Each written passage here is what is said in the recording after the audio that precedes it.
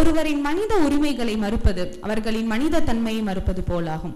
அத்தகைய மனித உரிமைகளை காக்கும் தினமான இன்று மனித உரிமைகள் நம் அன்றாட தேவைகள் என்ற தலைப்பின் கீழ் நடக்க இருக்கும் கருத்தரங்கு விழாவிற்கு அனைவரையும் வரவேற்கிறோம். நிகழ்வின் முதல் முகமாய் வரவேற்புரை வழங்க கல்லூரி முதல்வர் முனைவர் பி. ஜெயக்குமார் அவர்களை வரவேற்கிறோம். Good morning to one and all present over here. First of all, I'd like to extend my warm welcome to our guest of the day, Advocate Samidurai sir, State President of Association of Lawyers Madurai. And I'd like to extend my warm welcome to our Secretary Mr. D.V. Dharmasingh sir, who has been the pillar and strength of all our activities and initiatives. Next, I'd like to extend my warm welcome to our HOD of the Department of Social Work, Dr. M. Nishant, and other faculty members who have been gathered over here, and my budding social work students. And today we have been gathered over here for this seminar on a topic on human rights, our everyday essentials. Actually, being a social work professionals, we have been hearing a lot of news related to human rights or violation of human rights. We have been coming across in each and every walks of life. If you turn down the newspapers, you could find a lot of news related to human rights. And being the torchbearer or being the people who are going to create awareness about among the people on various aspects, one important area is that of human rights. So in order to observe, not only to observe this day, human rights, but we need to enlighten us. We need to gather more information about this human rights and what is the current things, current trend that has been talking about. So that is where today the Department of Social Work has organized this wonderful program, and today we have a wonderful guest of the day. Once again, I welcome you all for this particular program, and thanks for this opportunity. Thank you. வரவேற்புரை வழங்கிய எங்கள் கல்லூரியின் முதல்வர் முனைவர் B. Jayakumar அவர்களுக்கு நன்றி. அடுத்ததாக எங்கள் கல்லூரியின் செயலர் திரு தர்மசிங் அவர்களை தலைமை உரை வழங்க தாழ்மையுடன் அழைக்கிறோம். Good morning. On behalf of Madurai Institute of Social Science College Management, I welcome today's chief guest, none other than our senior Advocate K. Samidurai sir. I welcome you, sir.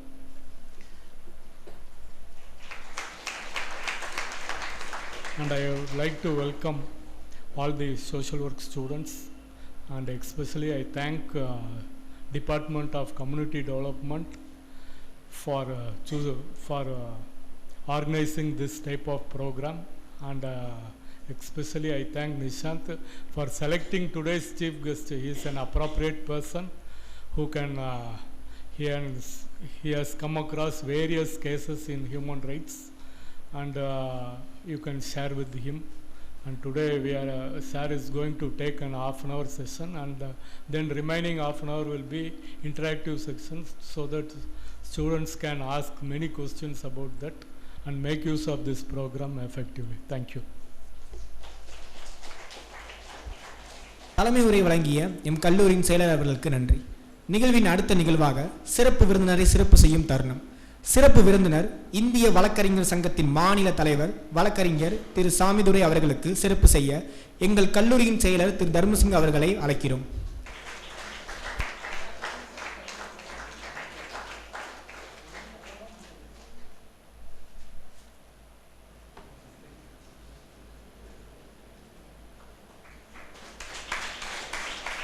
நிகழ்வின் அடுத்த முகமாய் சிறப்பு விருந்தினரை அறிமுகம் செய்வதற்கு எங்கள் கல்லூரியின் சமூக பணித்துறை பேராசிரியர் முனைவர் வி. குருமூர்த்தி அவர்களை வரவேற்கிறோம். Respected dignitaries, distinguished faculty members and budding social work professionals, good morning all. On the auspicious occasion of International Human Rights Day, I am delighted to introduce today's chief guest, Mr. K. Samidurai sir. He has completed his MA BL from Pondicherry Law College in the year 1989, and I am very happy to share that he is the prestigious alumnus of Madurai Institute of Social Sciences.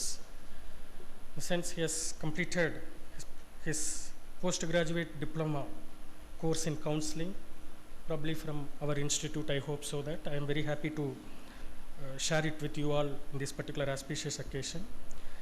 And when it comes to his professional experience, he has 36 years of experience who dealt with a lot of cases related to different crimes.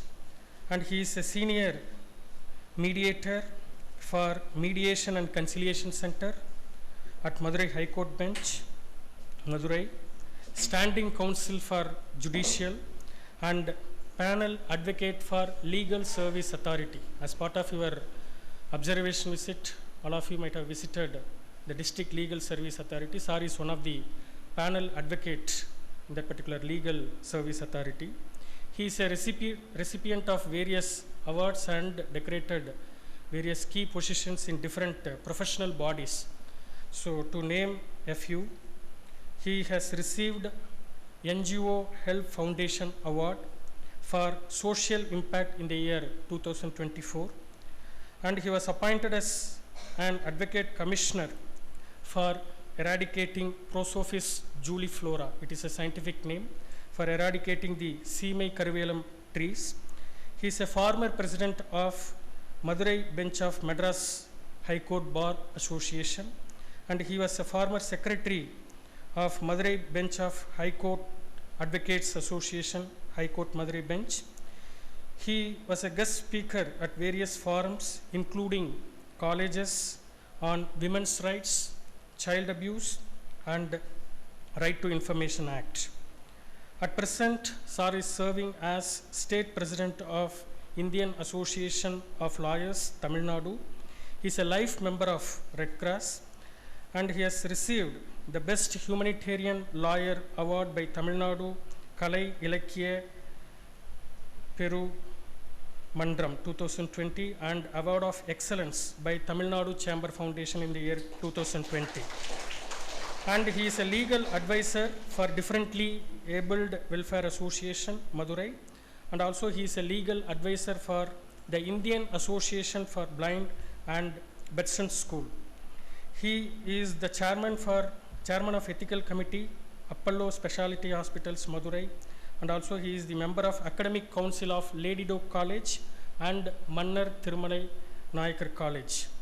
In fact, being a practitioner, he has also spent his valuable time for publication. That is, he has published nearly 45 law books, compilation including Braille's translation on crime against women and protection of children from sexual offenses, including POCSO handbook in the year of 2025, including Braille translation.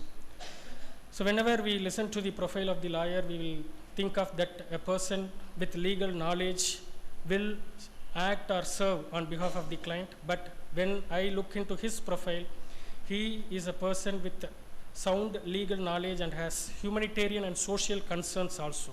So in that way, we have a very right and appropriate person to address you all on this particular auspicious day. I thank each and everyone for the opportunity given. Thank you.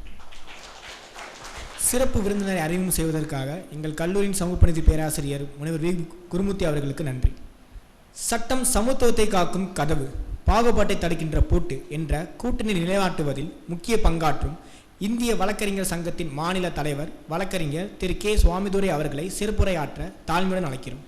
Talent wins games, but teamwork wins championship.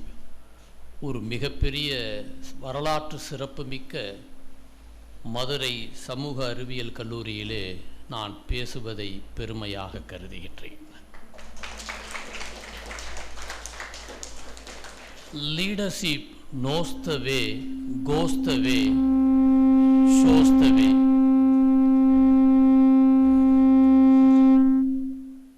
தலைவர் என்பவர் வழியை தெரிந்தவராக, அறிந்தவராக, அதன் வழியில் நடக்கக்கூடியவராக இருக்க வேண்டும். கப்பலை யார் வேண்டுமானாலும் ஓட்டலாம், அதன் வழியை தீர்மானிக்கிறவர் தலைவர்.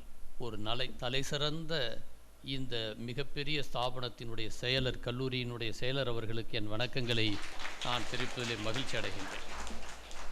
என்னுடைய அருமை நண்பர் அவர்கள் வழக்கறிஞராகவும் இங்கே உயர்நீதிமன்றத்திலும் மாவட்ட நீதிமன்றத்திலும் அவங்க ப்ராக்டிஸ் பண்ணியிருக்காங்க. முதல்ல அவருக்கு என்னுடைய வாழ்த்துக்களை நான் மனப்பூர்வமாக தெரிவித்துக் கொள்கின்றேன். ஃபவுண்டர் என்னுடைய மானசீக மென்டார் என்று நான் சொல்ல வேண்டும். மிக ஒரு தலைசிறந்த மென்டார் அவர்களை நான் பலமுறை சந்தித்திருக்கின்றேன். என்னோடு நெருங்கிய தொடர்புள்ள அவர்கள் அந்த கல்லூரி 1909 பிரிட்டிஷார்கள் கையெழுத்து போட்ட அந்த இடத்தை நான் பார்த்திருக்கின்றேன். மிகப்பெரிய ஒரு பாரம்பரியமிக்க ஒரு இடம் என்பதிலே மதுரைக்கு இது ஒரு புகழ் வாய்ந்த ஒரு இடம் என்பதிலே மாற்று கருத்தில்லை. அதே போன்று வரவேற்புரை ஆற்றிய முதல்வர் அவர்களுக்கு என் வணக்கங்களை நான் தெரிவித்துக் கொள்கின்றேன். இங்கே நன்றியுரை ஆற்ற காத்திருக்கக்கூடிய ப்ரொஃபஸர் நிசாந்த் அவர்களுக்கு என்னுடைய வணக்கங்களை நான் தெரிவித்துக் கொள்கின்றேன். என்னை அறிமுகப்படுத்திய பேராசிரியர் குருமூர்த்தி அவர்களுக்கு என் வணக்கங்களை நான் தெரிவித்துக் கொள்கின்றேன். பேராசிரியர் பெருந்தைகளுக்கும் இங்கே ஒரு சரித்திரம் படைக்க காத்து கொண்டிருக்கக்கூடிய மாணவ மாணவிகளுக்கும் என் வணக்கங்கள். மனித உரிமை தின வாழ்த்துக்களை நான் பெருமையோடு கூறிக்கொள்கின்றேன். இன்றைய நாள் ஒரு சரித்திர புகழ் வாய்ந்த நாள். 1948 UDHR என்று சொல்லக்கூடிய சர்வதேச மனித உரிமை பிரகடனத்தில் ஒரு மிகப்பெரிய பெருமை மகிழ்ச்சி என்னவென்று சொன்னால், முதல் தலைவி என்று சொன்னால் எலினா ரூஸ்வெல்ட் என்ற ஒரு பெண்மணி தான் இந்த மிகப்பெரிய இந்த மனித உரிமைக்கு உலகம் முழுவதற்கும் ஒரு தலைவியாக தேர்ந்தெடுக்கப்பட்ட ஒரு மகிழ்ச்சியை இந்த தருணத்திலே நான் பெருமையோடு சொல்லிக்கொள்ள கடமைப்பட்டு இருக்கின்றேன். நன்றாக சொன்னார்கள் முதல்வர் அவர்கள், ஹியூமன் ரைட்ஸ் அவர் எவ்ரிடே எசென்சியல் என்று. இன்றைய இந்த வருடத்திற்கான தீம், எப்பயுமே ஒவ்வொரு வருஷமும் ஒரு தீம் கொடுப்பார்கள். அங்கே சர்வதேசத்திலே யூஎனில் கொடுக்கக்கூடிய ஒரு மாபெரும் தீம். அதிலே the theme of Human Rights Day is to reaffirm that human rights are number one positive, human rights are essential, human rights are attainable என்ற 3 முக்கியத்தை இந்த இடத்திலே சர்வதேசத்திலே எடுத்து சொல்லக்கூடிய ஒரு மிகப்பெரியதாக வைத்திருக்கு. தான் உலகம் முழுவதும் இன்றைக்கி இந்த டேல வந்து சொல்லக்கூடிய ஒரு மிகப்பெரிய பணி. இந்த human rights are positive, essential and attainable என்று சொல்லக்கூடியதிலே பாசிட்டிவ் என்று சொன்னால் நமக்கு இன்றைக்கி மனித உரிமையில் வந்து என்ன வேணும்? மிக முக்கியம் பிரிங் ஜாய் அண்ட் ஹாப்பினஸ். ஒரு மனிதன் மகிழ்ச்சியாக இருந்தால் தாங்க அது மனித உரிமையே. அண்டர் கஸ்டடி, அண்டர் கொயர்சன், ஒரு மிகப்பெரிய ஒரு ஆபத்து என்று வாழ்க்கையிலே வெளியே போகும் பொழுது மனரம்மியமாக ஒரு மனிதன் வெளியே போக வேண்டும். சமுதாயம் மிக மகிழ்ச்சியாக இருக்க வேண்டும். அண்ணல் காந்தி சொன்னதைப் போல ஒரு பெண்மணி நகையெல்லாம் அணிந்து கொண்டு இரவு நேரத்தில் அவள் போகும் பொழுதுதான் உண்மையான சுதந்திரம் என்று சொன்னார். அண்ணல் காந்தி தான் ஹியூமன் ரைட்ஸ்க்கு ஒரு எக்ஸாம்பிளாக நான் பார்க்கின்றேன். எப்படி? வாழ்க நீ எம்மான் இந்த வையத்து நாட்டிலெல்லாம் தாழ்வுற்று வறுமை மிஞ்சி விடுதலை தவறிகெட்டு பால்பட்டு நின்றதாமோர் பாரதம் தேசம் தன்னை வாழ்விக்க வந்த காந்தி மகாத்மா நீ வாழ்க வாழ்க என்று சொன்னான் நம்முடைய சர்வதேச புலவன் பாரதி. இதை நான் ஏன் இந்த இடத்துல சொல்ல விரும்புகிறேன்னா, அவர் சவுத் ஆஃப்ரிக்காவில் இருக்கிறப்ப ஒரு நல்ல டிக்கெட் எடுத்துகிட்டு ட்ரெயினில் நல்லா போகிறார். எல்லாரும் உட்கார்ற மாதிரி அவர் நம்பி போகிறார். அப்பர்தைடு, அவருடைய நிற வெறியின் காரணமாக அங்கே இருக்கக்கூடிய ஆங்கிலேயர்கள் இருக்கக்கூடியவர் அவரை கீழே தள்ளி அவமானப்படுத்துகிறார்கள். அதுதான் அவருடைய மிகப்பெரிய போராட்டத்திற்கு, இந்தியாவை மாற்றுவதற்கு அது ஒரு மிகப்பெரிய அடித்தளம் என்பதை நாம் மறந்துவிடும். First violation of human rights அண்ணல் காந்தியை சந்திச்சிருக்கார். ஃபஸ்ட் அண்ணல் காந்தி சந்தித்ததுக்கு பிறகுதான் எப்படியாவது ஒரு மாற்றத்தை ஏற்படுத்த வேண்டும் என்று அவருக்கு அந்த நேரத்தில் உதவி செய்து யார் தெரியுமா? 16 வயசு நிரம்பிய தில்லையாடி வள்ளியம்மை. பாருங்கள் எவ்வளோ ஒரு பெரிய இதுன்னு. அந்த சிறுமிதான், as per the law she is a juvenile, இளம் சிறார் என்று நாம் சொல்ல முடியும். 18 below 18 என்று சொன்னால் அவர்கள் இளம் சிறார்கள் என்று சொல்ல முடியும். அந்த தில்லையாடி வள்ளியம்மை அன்றைய தினத்திலே அவருக்கு ஃபுல்லாக சப்போர்ட்டாக இருந்து அந்த போராட்ட களத்தையே மாற்றி ஒரு நியூ இதை வந்து ஒரு புரட்சியை ஏற்படுத்துவதற்கு ஒரு வாய்ப்பை கிடைத்தது. இதை இன்றைய தினத்திலே நாம் எல்லோரும் மகிழ்ச்சியாக எப்பொழுதும் நாம் நிறைவாக ஒவ்வொரு நாளும் இருக்க வேண்டும். ஏதோ ஒரு நாள் ஜாலியாக தீபாவளி, பொங்கல், நம்ம கிறிஸ்மஸ், இது மாதிரி ரம்ஜான் அன்னைக்கு ஒரு ஹாப்பி ட்ரெஸ்ஸு அது கிடையாது. எல்லா நாளும் மகிழ்ச்சி. மார்னிங் எந்திரிச்சோடனே நமக்கு காலையில் எந்திரிச்சோடனே this is the day Lord has made we will let us rejoice and glad in it என்று சொல்வார்கள். இது கடவுள் கொடுத்த மகிழ்ச்சியான நாள், இதிலே நாம் கலிகூர்ந்து மகிழ கடவுள். எவ்ரிடே ஹாப்பினஸ், ஜாய், ஹாப்பினஸ், நல்ல மன மகிழ்ச்சி, நல்ல முக மகிழ்ச்சி என்று சொல்வார்கள். இன்றைக்கி வந்து வெரி வெரி எசன்ஸ். இன்றைக்கி பல பேர் நாடுகளில் சர்வதேசத்தில் உயிருக்கு அஞ்சி வாழ்ந்து கொண்டு இருக்கிறார்கள். இன்றைக்கும் ரஷ்யா உக்ரைன் வார் நடந்துகிட்ருக்கு. ஸ்டில் எந்த நேரம் என்ன ஆகுங்கிறது அந்த மக்கள் அண்டர் த்ரெட். ஆப்பிரிக்காவில் காங்கோவிலேருந்து பல கண்ட்ரியில் மிக மோசமாக நடந்து கொண்டு இருக்கிறது. இன்றைக்கி சிவில் வார் உள்ளே போயிட்டே இருக்குது. இப்போ பல 2 வருடங்களாக நடந்து கொண்டு இருந்தக்கூடிய பாலஸ்தீன போர் அந்த நாடே டெவஸ்டேட்டட் ஆயிடுச்சு. கம்ப்ளீட்டாக அந்த நாடு எந்த லெவலில் இருக்குன்னே சொல்ல முடியாது. குழந்தையெல்லாம் பரிதாபமாக நிற்பார்கள். அந்த ஒரு பால் வருதுன்னா அதை வாங்குறதுக்கு அவங்க நிற்கக்கூடிய வேதனைகளை பார்க்கின்ற பொழுது நமக்கு கண்ணீர் வரும். ஒரு ஜீவா ஒரு சொன்ன கவிதையை இந்த நேரத்திலே நான் நினைத்து பார்க்கின்றேன். காலுக்கு செருப்பும் இல்லை, கால் வயிற்று கூழும் இல்லை, பாலுக்கு உழைத்தோமடா பசையற்றி போனோமடா, பாலின்றி பிள்ளை அழும் பட்டினியால் தாய் அழுவாள், வேலையின்றி நாம் அழுவோம் வீடு முச்சூடும் வரும், குண்டிக்கு ஒரு துண்டும் இல்லை கோல் வரும தாளை இல்லை, ஒண்ட குடிசை இல்லை திண்டாட்டம் வாட்டுதடா. இது வந்து வாரே இல்லாமல் இருக்கக்கூடிய சூழ்நிலைகளுக்காகவே நடக்கக்கூடியது.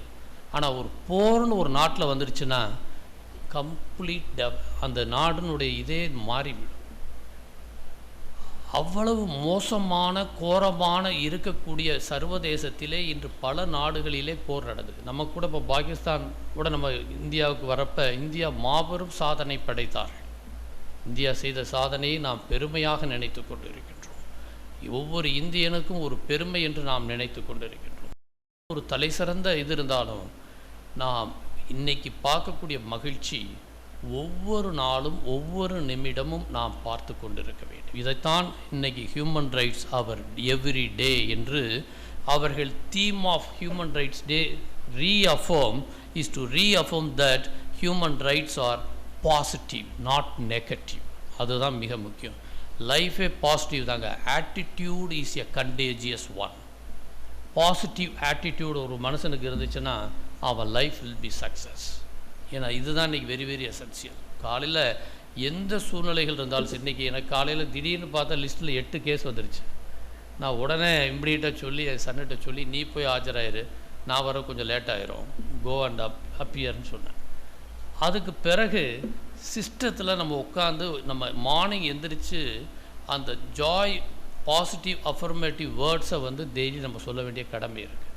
I am blessed in the mother city, I am blessed in the country, I am blessed wherever go in, I am blessed wherever come out, I am blessed, I am free from sickness and poverty, I am full of energy and strength, I am child of most high God, God's goodness and mercy follow me all the days of my life, God's favor surrounds me like a shield, in all things I am more than a conqueror, God is directing my steps, God has planned to prosper me, to give me a hope and strength. இது மாதிரி நம்ம அஃபர்மேட்டிவை நம்மளே உருவாக்கணும். சோகம் எந்த இது இருந்தாலும் சரி, வேதனைகள் எந்த இடத்துல இருந்தாலும் சரி, நமக்கு இருக்கக்கூடிய பாசிட்டிவ் அஃபர்மேட்டிவ் வேர்ட்ஸை தான் இன்றைக்கி இன்டர்நேஷ்னல் தீமாக நமக்கு கிடைத்திருக்கின்றன. இது வந்து எவ்வளோ பெரிய ஒரு ஹாப்பினஸ் வந்து வெரி வெரி இம்பார்ட்டன்ட். மனுஷனுடைய இதே வந்து மகிழ்ச்சி தான். அவன் சோகங்கிறது வர வைக்கிறதுங்கிறதே வந்து எதிரி செய்யக்கூடிய வேலை. பட் நம்மளுடைய ஹாப்பினஸை வந்து யாராலையும் தடுக்க முடியாது. Number 1 essential. இன்றைக்கி நம்ம ஹியூமன் ரைட்ஸ் ஆர் எசென்சியல் வந்து இன்றைக்கி மிக மிக அடிப்படையான ஒன்று. இன்றைக்கி அந்த ஹியூமன் ரைட்ஸுங்கிறது வந்து பேசிக்காக கான்ஸ்டிடியூஷன் ஆஃப் இந்தியாவில் இன்றைக்கி part 2 part 3 Indian constitution of இந்தியாவில் அதுதான் நம்மளுடைய ஹியூமன் ரைட்ஸ். ஹியூமன் ரைட்ஸ் வந்து fundamental rights. These are fundamental rights. What is the meaning of fundamental rights? You know, பேச்சுரிமை, எழுத்துரிமை, சங்கங்கள் வைத்து கொள்ளக்கூடிய உரிமை, article 19. Article 14 right to equality. Article 15 that discrimination, no discrimination, especially for அந்த opportunity, employment, exchange and other things. 16 ஜாதி மதம் இனம் வேறுபாடுகள் எந்த சூழ்நிலையிலையும் எதுலையும் பாகுபாடு காட்டக்கூடாது. ஏன்னா இன்றைக்கி இருக்கக்கூடிய நம்ம கண்ட்ரியில் 28 மாநிலங்கள் இருக்கக்கூடிய நம்ம இந்தியாவில் மிகப்பெரிய அசட்டாக 140 crores மேலே இருக்கக்கூடிய நம்ம இதில் 1000 மெயின் இங்கே இருக்கக்கூடிய ஜாதிகளும் 25,000 சப்காஸ்ட் இருக்கக்கூடிய இந்தியாவில் இன்றைக்கி 22 அஃபீஷியல் லாங்குவேஜ் இருக்கக்கூடிய இந்தியாவில் நம்ம வேற்றுமையில் ஒற்றுமை காணக்கூடிய மாபெரும் பங்களிப்பில் எந்த விதமான நிறவெறியோ எந்த விதமான ஜாதி பாகுபாடோ எதையும் காட்டாமல் அனைவரும் நம்முடைய நண்பர்கள் சகோதரர்கள் என்ற உணர்வை நாம் பிரதிபலிக்க வேண்டும். இதுதான் இந்த வருஷத்தினுடைய theme. Human rights are is a basic of essential என்பதை வைத்திருக்கின்றார்கள். இன்றைக்கி மிக மிக முக்கியம். அதே போல் கடைசியாக ஹியூமன் ரைட்ஸ் ஆர் அட்டைனபிள், அடையக்கூடிய ஒன்று தான். ஒரு தனி மனிதனுடைய உரிமை மிக மிக முக்கியம். Article 21 of the Indian constitution என்ன சொல்கிற, தனி மனித உரிமையை சட்டத்தை தவிர வேறு யாரும் பறிக்கக்கூடாது. தான் very essential for article 21. Article நமக்கு கான்ஸ்டிடியூஷன் ஆஃப் இந்தியாவில் பர்சனல் நமக்கு liberty very very essential. But எல்லாருக்கும் அந்த லிபர்ட்டி இருக்கணும். பர்சனல் லிபர்ட்டிங்கிறதோட கலெக்டிவ் லிபர்ட்டி ரொம்ப முக்கியம் என்பதை யூஎனில் இந்த வருஷம் வச்சு கொடுத்த தீமில் நமக்கு கொடுக்கப்பட்டிருக்கின்றன.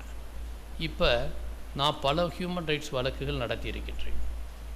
இந்த வருஷத்துலேயே 3-4 வழக்குகள் நான் ஐ அப்பியர்டு. ஒரு ஒரு ஒரு உண்மை சம்பவம் என்னன்னு சொன்னால், ஆக்சுவலாக நம்ம காலேஜ்லேயே ஒரு நாள் ஜட்ஜஸ் கேட்டாங்க, எங்களுக்கு ஒரு கோர்ட் இங்கேயே நடத்துறதுக்கு எனக்கு உதவி செய்யுங்கன்னு சொல்லி. நான் இம்மிடியட்லி செக்ரட்டரிகிட்ட ஐ ரெக்வெஸ்டட். செக்ரட்டரி என்ன செஞ்சாங்க, அந்த அவருடைய ரூம் பக்கத்துலேயே இருக்கக்கூடிய அந்த ஹாலில் கோர்ட்டாக மாற்றி ஜட்ஜ் ஹியூமன் ரைட்ஸ் ஜட்ஜ் இந்த இடத்துக்கு வந்து all police violation of human rights எங்கெல்லாம் நடந்த போலீஸ் எல்லாம் இங்கேயே வந்து நம்முடைய மதுரை இன்ஸ்டிடியூட் ஆஃப் சோசியல் இதில் வந்து சோசியல் சயின்ஸில் வந்து நீதிமன்றமாக நாம் இங்கே மாற்றப்பட்டது என்ற ஒரு உண்மை சம்பவத்தை, அது ஐ திங்க் லாஸ்ட் இயர் நினைக்கிறேன் 2024 2024 இங்கே ஒரு நீதிபதியே வந்து இங்கே ஒரு நீதிமன்றம் நடந்தது. அது என்னால் மறக்க முடியாது. ஏன்னா அந்த அட்மாஸ்பியர் அந்த இடத்துல இருந்துச்சு. ஆக்சுவலி எல்லாருமே இருக்கக்கூடிய ரவுண்டு இது, அதில் வந்து லாயர்ஸ் ஒரு பக்கம், போலீஸ் ஆஃபீஸர்ஸ் ஒரு பக்கம், அக்யூஸ்டு இருக்கக்கூடிய வயலேட் பண்ணவங்க எல்லாம் அந்த பக்கம்.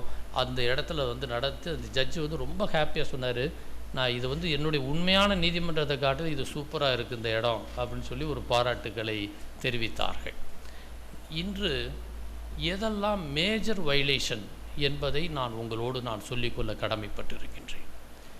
இந்த வருடத்தில் சில வழக்குகள். ஒன்று வந்து அஜித்குமார் வழக்கு.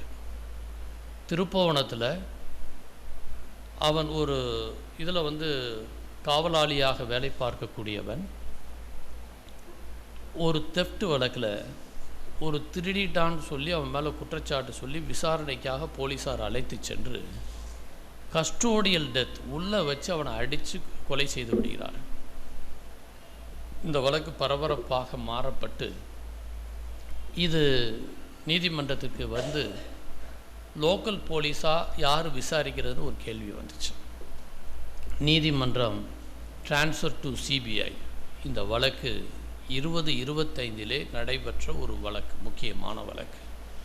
மற்றொரு வழக்கு இப்போது விசாரணை நடந்து கொண்டிருக்கிறது, இன்னைக்கு உள்பட நடந்து கொண்டிருக்கிறது. அது என்னன்னு கேட்டிங்கன்னா, நம்ம சாத்தான்குளம் இன்சிடெண்ட். சாத்தான்குளம் இரட்டை கொலை வழக்கு பரபரப்பான ஒரு வழக்கு.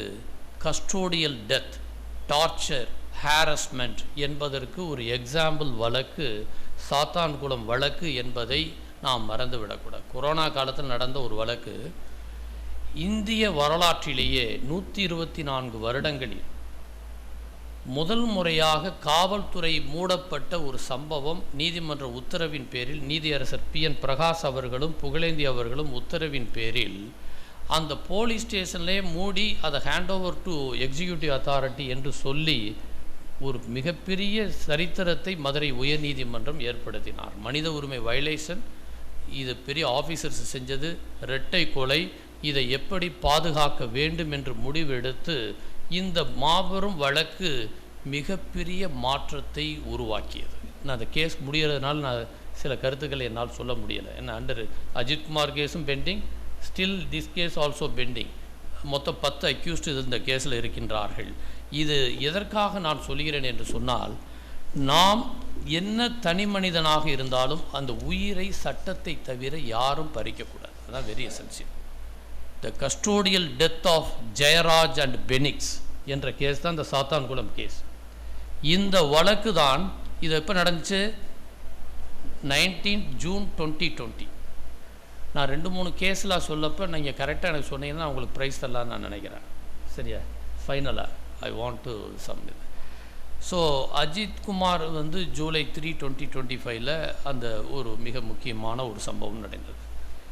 இப்போ இதில் மரியாதைக்குரிய நீதியரசர்கள், சென்னை உயர்நீதிமன்றத்தினுடைய நீதியரசர் நிசா பானு ஜோதிராமன் என்ற 2 நீதியரசர்களிடம் சமீபத்திலே ஒரு வழக்கு வந்தது.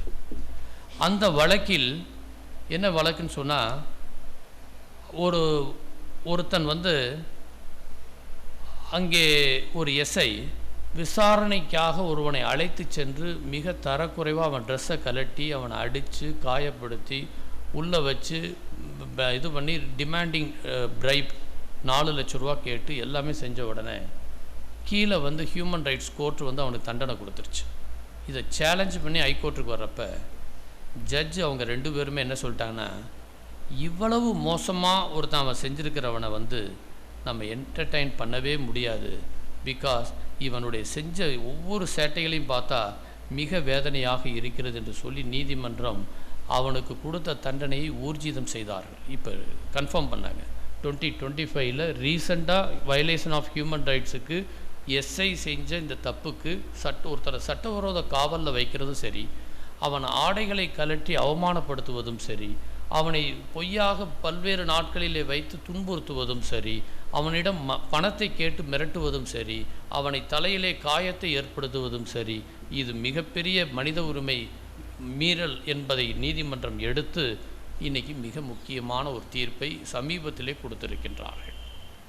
இன்றைக்கி human dignity is very essential. மனித மாண்பு என்கிறது வந்து இன்றைக்கி வெரி வெரி எசென்சியல். இன்றைக்கி எவ்வளவோ இது இருந்தால் சரி, ஹியூமன் இன்றைக்கி கோர்ட்டை பொறுத்தவரை அதை மிக முக்கியத்துவம் கொடுத்து பார்க்கிறார்கள். பல வழக்குகள் இன்றைக்கி வந்து நாங்கள் டெய்லி உயர்நீதிமன்றத்திலே இந்த மனித உரிமை மீறலுக்கான வழக்குகள் வந்து கொண்டே இருக்கும். அந்த வழக்குகள் எல்லாம் நீதிமன்றம் மிக தெளிவான தீர்ப்புகளை கொடுத்து கொண்டு இருக்கின்றார். சமீபத்தில் என்னை வருத்தப்பட்டு இந்த வருடத்தில் பாதிக்கப்பட்ட ஒரு வழக்கு என்று சொன்னால், நமக்கு கொல்லத்தில் இருந்த ஒரு கேஸ். அங்கே வந்து கோட்டயத்தில் கவர்மெண்ட் நர்சிங் காலேஜில் அங்கே இருக்கக்கூடிய ஒரு 3rd இயர் ஸ்டூடெண்ட் 5 பேர் சேர்ந்து அங்கே இருக்கக்கூடிய ஜூனியர் ஸ்டூடெண்ட்டை ரேக்கிங் பண்ணுறப்ப அவனுடைய மிக மோசமாக அவங்கள அந்த இதெல்லாம் வந்து அவங்கள ஈவன் பாய்ஸை தான் அவங்க பண்ணுறாங்க, மிக கேவலமான முறையில் நடந்து கொண்டார்கள். இப்போ அவங்க எல்லாருமே சஸ்பெண்ட் செய்யப்பட்டார்கள். நமக்கு எப்பயுமே ragging also violation of human rights. நம்ம நினைக்கிறோம், இன்னொரு சொன்னால் நீங்கள் ஆச்சரியப்படுவீங்க, right to sleep is also a fundamental right. ஒருத்தன் நிம்மதியாக தூங்குறது ஒரு ஃபண்டமெண்டல் ரைட். பாம்பேயில் எல்லாரும் அவங்க வந்து போராட்டக்காக உள்ளே இருக்காங்க. இவங்க நைட்டு காலையில் போராட்டம், நைட் போலீஸ் போய் ரைட் பண்ணுது, அத்தனை பேரையும் அடிக்கிறாங்க. அவன் தூக்கத்தை கெடுத்ததுக்காக கோர்ட்டு அவங்களுக்கு உரிய தண்டனையை கொடுத்தார். ஏன்னா இஸ் எவ்ரிதிங். இன்றைக்கி மனிதன் வந்து ஒரு சுவாச காற்று, அவன் நிம்மதியாக இருந்து செயல்படக்கூடியது, மருத்துவ வசதி, அவன் எல்லா இடங்களிலும் எல்லாமும் கிடைப்பதற்கான வசதிகளை செய்து தரக்கூடியது கூட மனித உரிமை தான். இன்றைக்கி பேசிக் இது வந்து இப்படி இந்த மாதிரி வழக்குகளிலே நாம் எத்தனையோ சம்பவங்களை பார்த்திருக்கிறோம். Equal respect for all religion, equal respect for all faith, இது ரெண்டுமே very essential for human rights. இன்றைக்கி கான்ஸ்டியூஷனில் வந்து அதுவும் இம்பார்ட்டன்ஸ் கொடுத்துருக்கேன். நான் ஒரு 2 இம்பார்ட்டன்ட் வழக்குகளை 3 வழக்குகள் நான் இப்பொழுது உங்களோடு பகிர்ந்து கொள்ள விரும்புகிறேன். இந்தியாவை உலுக்கிய 3 வழக்குகள். First DK Basu versus state of West Bengal. 1996 இது மாபெரும் வரலாற்று மிக்க தீர்ப்பு. இன்றைக்கி வரை எல்லா ஹைகோர்ட்டும் எல்லா சுப்ரீம் கோர்ட்டும் ஃபாலோ பண்ணக்கூடிய ஒரு தீர்ப்பு. என்ன தீர்ப்பு அது? ஒருத்தனை கைது செய்ய காவல்துறை வந்தால் என்ன கடைபிடிக்க வேண்டும் என்பதுதான் அந்த இதனுடைய விதிமுறைகள். ஃபஸ்ட், ஒரு போலீஸ் ஆஃபீஸரோ அல்லது அவர்களுடைய சப்பார்டினேட் டீமோ ஒருத்தனை கைது செய்ய போகிறாங்கன்னா வித் யூனிஃபார்மில் தான் போய் கைது செய்யணும். நம்பர் 1. ஜஸ்ட்டு போய் மஃப்டியில் போய் காலையில் 6 மணி 5 மணிக்கு போய் தூக்கிட்டு வந்து உட்கார வைக்கிறதுக்கு முன்னாடி அவனுடைய யூனிஃபார்மில் அவனுடைய பேட்ச் போட்டு அவனுடைய பெயர் அங்கே குறிக்கப்பட்டிருக்க வேண்டும். Take is very essential. Number 2. Number 3, எதற்காக கைது செய்கிறோம் என்ற விவரத்தை அங்கே சொல்ல வேண்டும், யார்கிட்ட அவங்க கைது செய்யக்கூடிய நபர்கிட்ட. 4, அந்த கைது செய்யும் பொழுது அரெஸ்ட் கார்டு மெமோ என்பதை வைத்து பக்கத்தில் இருக்கக்கூடிய 2 விஐபிஸ்ட்டை கையெழுத்து வாங்கணும். அதுக்கு அடுத்தது என்ன செக்ஷனில் அரெஸ்ட் பண்ணுறோம், என்ன அப்படிங்கிறத அவர் மனைவிக்கும் ஃபேமிலி மெம்பர்ஸுக்கும் இன்ஃபார்ம் செய்ய வேண்டியது இட் இஸ் டியூட்டி. சப்போஸ் மெட்ராஸில் போய் ஒருத்தர் மதுரைக்காரர் அரெஸ்ட் பண்ணுறாங்கன்னா அங்கே ஃபேமிலிக்கு சொல்லி இன்டிமேஷன் கொடுக்க வேண்டியது ஆல்சோ போலீஸினுடைய டியூட்டி. அதுக்கு அடுத்தபடியாக அவரை கூட்டு வந்து வித்தின் 24 ஹவர்ஸ்க்குள்ளே நீதித்துறை நடுவரிடம் ஒப்படைக்க வேண்டும். சம்பந்தப்பட்ட ஜூரிஸ்டிக்ஷன் ஒருவேளை வெளியூரில் பிடிச்சா அருகாமையில் இருக்கக்கூடிய நீதிபதியிடம் ஒப்படைத்து விட்டு மேலும் பல்வேறு இடத்திற்கு மாற்ற வேண்டும். அதுக்கு அடுத்தது அதற்கு அடுத்து கைது செய்ததற்கு பிறகு அவருக்கு மருத்துவ பரிசோதனை செய்ய வேண்டும். மருத்துவ பரிசோதனை செய்ததற்கு பிறகு வழக்கறிஞர் வைத்துக்கொள்ளக்கூடிய உரிமையை தர வேண்டும். அதற்கு பிறகு கண்ட்ரோல் ரூமிலே இவர் எந்த கேஸுக்காக கைது செய்யப்பட்டிருக்கிறார் விவரத்தை குறிக்கப்பட வேண்டும். இவ்வளவு செய்யலைன்னு சொன்னால் இட்ஸ் அமௌண்ட்ஸ் டு கண்டெம்ட். நீதிமன்ற அவமதிப்பு வழக்கு நாம் தாக்கல் செய்யும். இன்றைக்கி எந்த போலீஸாக செய்கிறாங்களா? நானே கேட்குறேன் உங்கள்கிட்ட. இல்லாட்டி அஜித்குமார் உயிர் போயிருக்குமா, இல்லை சாத்தான்குள்ள இன்சிடென்ட்ஸ் நடந்திருக்குமா, இல்லை பல்வேறு சம்பவங்கள் தான் கஸ்டோடியல் டெத் நடந்திருக்குமா என்பதை நாம் நினைத்துக்கொள்வோம். என்னுடைய தந்தையார் 2 பெரிய வழக்குகள் நடத்தினார்கள். அதிலே வாடிப்பட்டியிலே இருக்கக்கூடிய நல்லகாமன் வழக்கு, நல்லகாமன் எக்ஸ் சர்வீஸ்மேன். அந்த நல்லகாமன் வந்து ஒரு அவருடைய இதில் வந்து ஒரு வீடை காலி செய்ய மாட்டேன் என்று சொன்னதுனால, இவ்வளோ தான் மேட்ரு வந்து இவ்வளோ தான். ஒரு பியூர்லி இது வந்து சிவில் மேட்டர், இது வந்து ஒரு கிரிமினல் மேட்ரு கிடையாது, பியூர்லி சிவில் மேட்டர். இந்த மேட்டரில் அந்த நல்லகாமன் மேலே வந்து இது வந்து நான் சொல்கிற இன்சிடெண்ட் வந்து, இப்போ நான் லாயர், இப்போ நான் தொழிலுக்கு வந்து 37 வருஷம், என் பையன் வக்கீல், அவன் வந்து 6 வருஷம், என்னுடைய அப்பா அவர் வந்து நடத்தின ஒரு கேஸ். இது நான் சொல்கிறது 1982 நடந்த ஒரு இன்சிடெண்ட், உங்கள்கிட்ட சொல்லக்கூடிய கேஸ். 1982 ஒரு வயலேஷன் ஆஃப் ஹியூமன் ரைட்ஸுக்கு ஒரு கேஸ்னால் இப்போ உங்கள்கிட்ட நான் சொல்லிகிட்ருக்கேன். ஆக்சுவலி இவர் வந்து ஒரு எக்ஸ் சர்வீஸ் மேன், அவருடைய ஒய்ஃப் டீச்சர், அவருடைய பையன் லாயர், லா படிச்சுட்ருக்கார். அப்போ இவ்வளவு பேரையும் ஒரு சின்ன மேட்ரு, அதாவது காலி பண்ணணுங்கிற ஒரே காரணத்துக்காக நடு ரோட்டில் நேக் பண்ணி அவர் எல்லாத்தையும் ட்ரெஸ்ஸெல்லாம் கம்ப்ளீட்டாக இது பண்ணி நடு ரோட்டில் எடுத்துகிட்டு போகிறாங்க. இது வந்து நம்ம மதுரை வாடிப்பட்டியில் நடந்த ஒரு சம்பவத்தை நான் உங்களிடம் பகிர்ந்து கொண்டிருக்கின்றேன். அப்படி அழைச்சி கொண்டு போகிறப்ப அங்கே அவருக்கு பெரிய அவமானமாக போச்சு. அவருடைய மனைவிக்கு ரொம்ப அப்யூஸ் பண்ணுறாங்க. பையனை இல்லீகல் கஸ்டடியில் வச்சு அடித்து ஒரு ஃபால்ஸ் கேஸ் போட்டு அரெஸ்ட்டும் பண்ணுறாங்க. இதில் எது திருடலை, கொலை செய்யலை, சட்டவிரோதமாக எந்த காரியம் செய்யலை, ஆன்டி சோசியல் எலிமெண்ட் கிடையாது, பேட் ஆன்டிசிடென்ட்ஸ் கிடையாது, எதுவுமே கிடையாது. பட் வயலேஷன் ஆஃப் ஹியூமன் ரைட்ஸுங்கிறதுக்கு ஒரு காவல்துறை எவ்வளோ மோசமாக நடந்திருக்குங்கிறதுக்கு ஒரு கிளாசிக் எக்ஸாம்பிள். அப்போ ஃபாதர்கிட்ட வந்து இந்த கேஸ் கொடுக்குறாங்க. அப்பா வந்து போலீஸ்கிட்ட கொடுத்தா போலீஸ் மேலே போடுவாங்களா கேஸு? நிச்சயமாக போட மாட்டாங்க. ஸோ அப்போ private complaint, filed private complaint, நீதிபதிகிட்டே இந்த கேஸை ஃபைல் பண்ண வேண்டியது. நீதிபதிகிட்ட இந்த கேஸ் ஃபைல் பண்ணி அந்த தப்பு செஞ்ச ஆஃபீஸர் பேர் வந்து பிரேம்குமார். அன்றைக்கி இருந்த ஆஃபீஸருடைய பேர் வந்து Premkumar. So SI of police at the time of இது வந்து அவர் எஸ்ஐயாக இருக்கார் ஃபஸ்ட்டு. அப்போ இந்த கேஸ் ஃபைல் பண்ணப்போ ரொம்ப ஹெல்ப் பண்ணது ஹென்ரி டிபேன், அப்புறம் அன்னைக்கு இருக்கக்கூடிய கண்ணபிரான்னு சொல்லக்கூடிய ஒரு தோழர், இவங்கெல்லாம் வெரி ஆக்டிவாக அதில் வந்து இந்த இதுக்காக பிரச்சனைகளை எடுத்து செயல்படக்கூடியவர்கள். இவங்க இந்த ப்ராப்ளத்தை எடுத்து கேஸை ஃபைல் பண்ணுறாங்க. 22 years இந்த கேஸ் ஓடுது. நான் வக்கீலாக வந்து நான் ப்ராக்டிஸில் இருக்கிறப்ப பார்த்த ஒரு கேஸ். எங்கள் ஃபாதர் பீரியட் முடிஞ்சு அதுக்கு பிறகு வரக்கூடிய ஒரு காலகட்டங்கள். பட் அதுக்கிடையில் அவன் எஸ்பி ஆயிடுறாரு. யார்? Premkumar become SP, Superintendent of Police, even Madurai city also. He served as a மதுரையிலேயும் இங்கே சர்வ் பண்ணியிருக்காரு. ஃபைனலில் என்னாச்சுன்னா, அப் டு சுப்ரீம் கோர்ட் போய் இந்த மேட்ரு அங்கெங்கெல்லாம் போய் பழையபடி இங்கே வந்து எல்லா தண்டனையும் கன்ஃபார்ம் பண்ணி அவர் அரெஸ்ட் பண்ண சொல்லி உத்தரவு.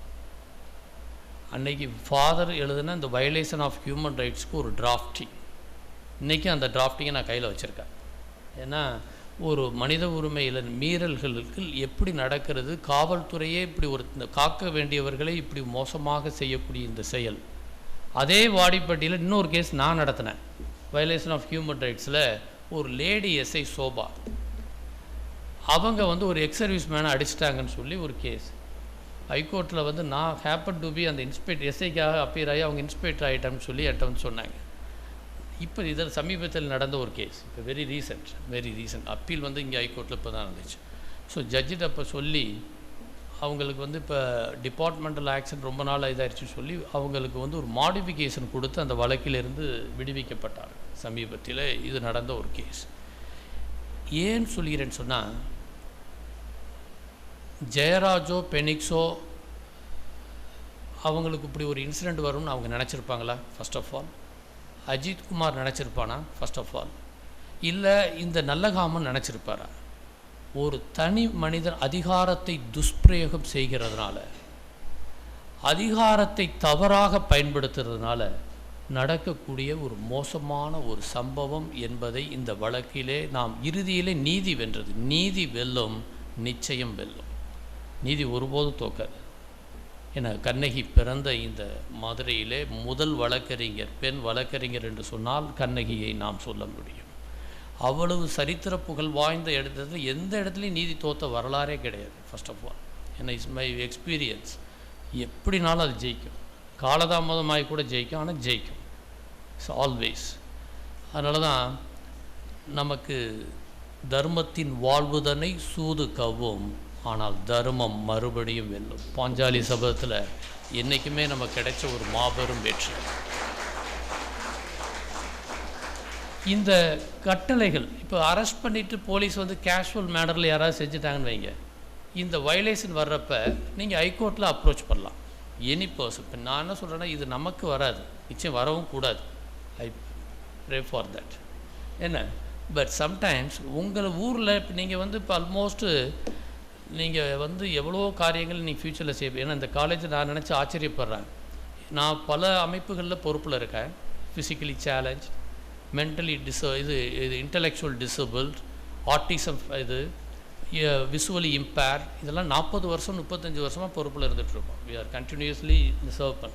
ஆனால் அதில் பல இதில் வந்து ஒன்று செல்லமுத்து ட்ரஸ்ட், நம்ம டாக்டர் சிஆர்எஸ் அவர் இந்த பள்ளியில் படித்த ஒரு மாணவருங்கிறது எனக்கு ஒரு பெருமையாக நான் பார்க்கின்றேன். என்னுடைய தலைமை நீதிபதி ஜஸ்டிஸ் ராஜா இங்கே படித்த மாணவர் என்பது எனக்கு ஒரு மகிழ்ச்சி.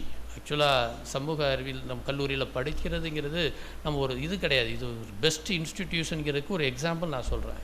அப்புறம் அமைச்சர்கள் கூட பல்வேறு பேர் இங்கே படித்திருக்கின்றார். பட் ஏன்னு சொன்னால், நீங்கள் உங்களை நாடி வரக்கூடியவர்களுக்கு நீங்கள் பிறருக்கு உதவி செய்ய வேண்டும். அதுதான் வெரி இம்பார்ட்டன்ட். பொதுப்பணியில் செலவழிக்க நினைக்கும் போது பொருள் இல்லை, பொருளும் புகழும் சேர்ந்து விட்டால் பொதுப்பணியில் நினைவில்லை. போதுமான பொருள் வந்து பொதுப்பணியின் நினைவு வந்தால் போட்ட திட்டம் நிறைவேற கூட்டாளிகள் சரியில்லை. அது இருந்தால் இது இல்லை, இது இருந்தால் அது இல்லை, அதுவும் இதுவும் சேர்ந்திருந்தால் அவனுக்கு இங்கே இடம் இல்லை.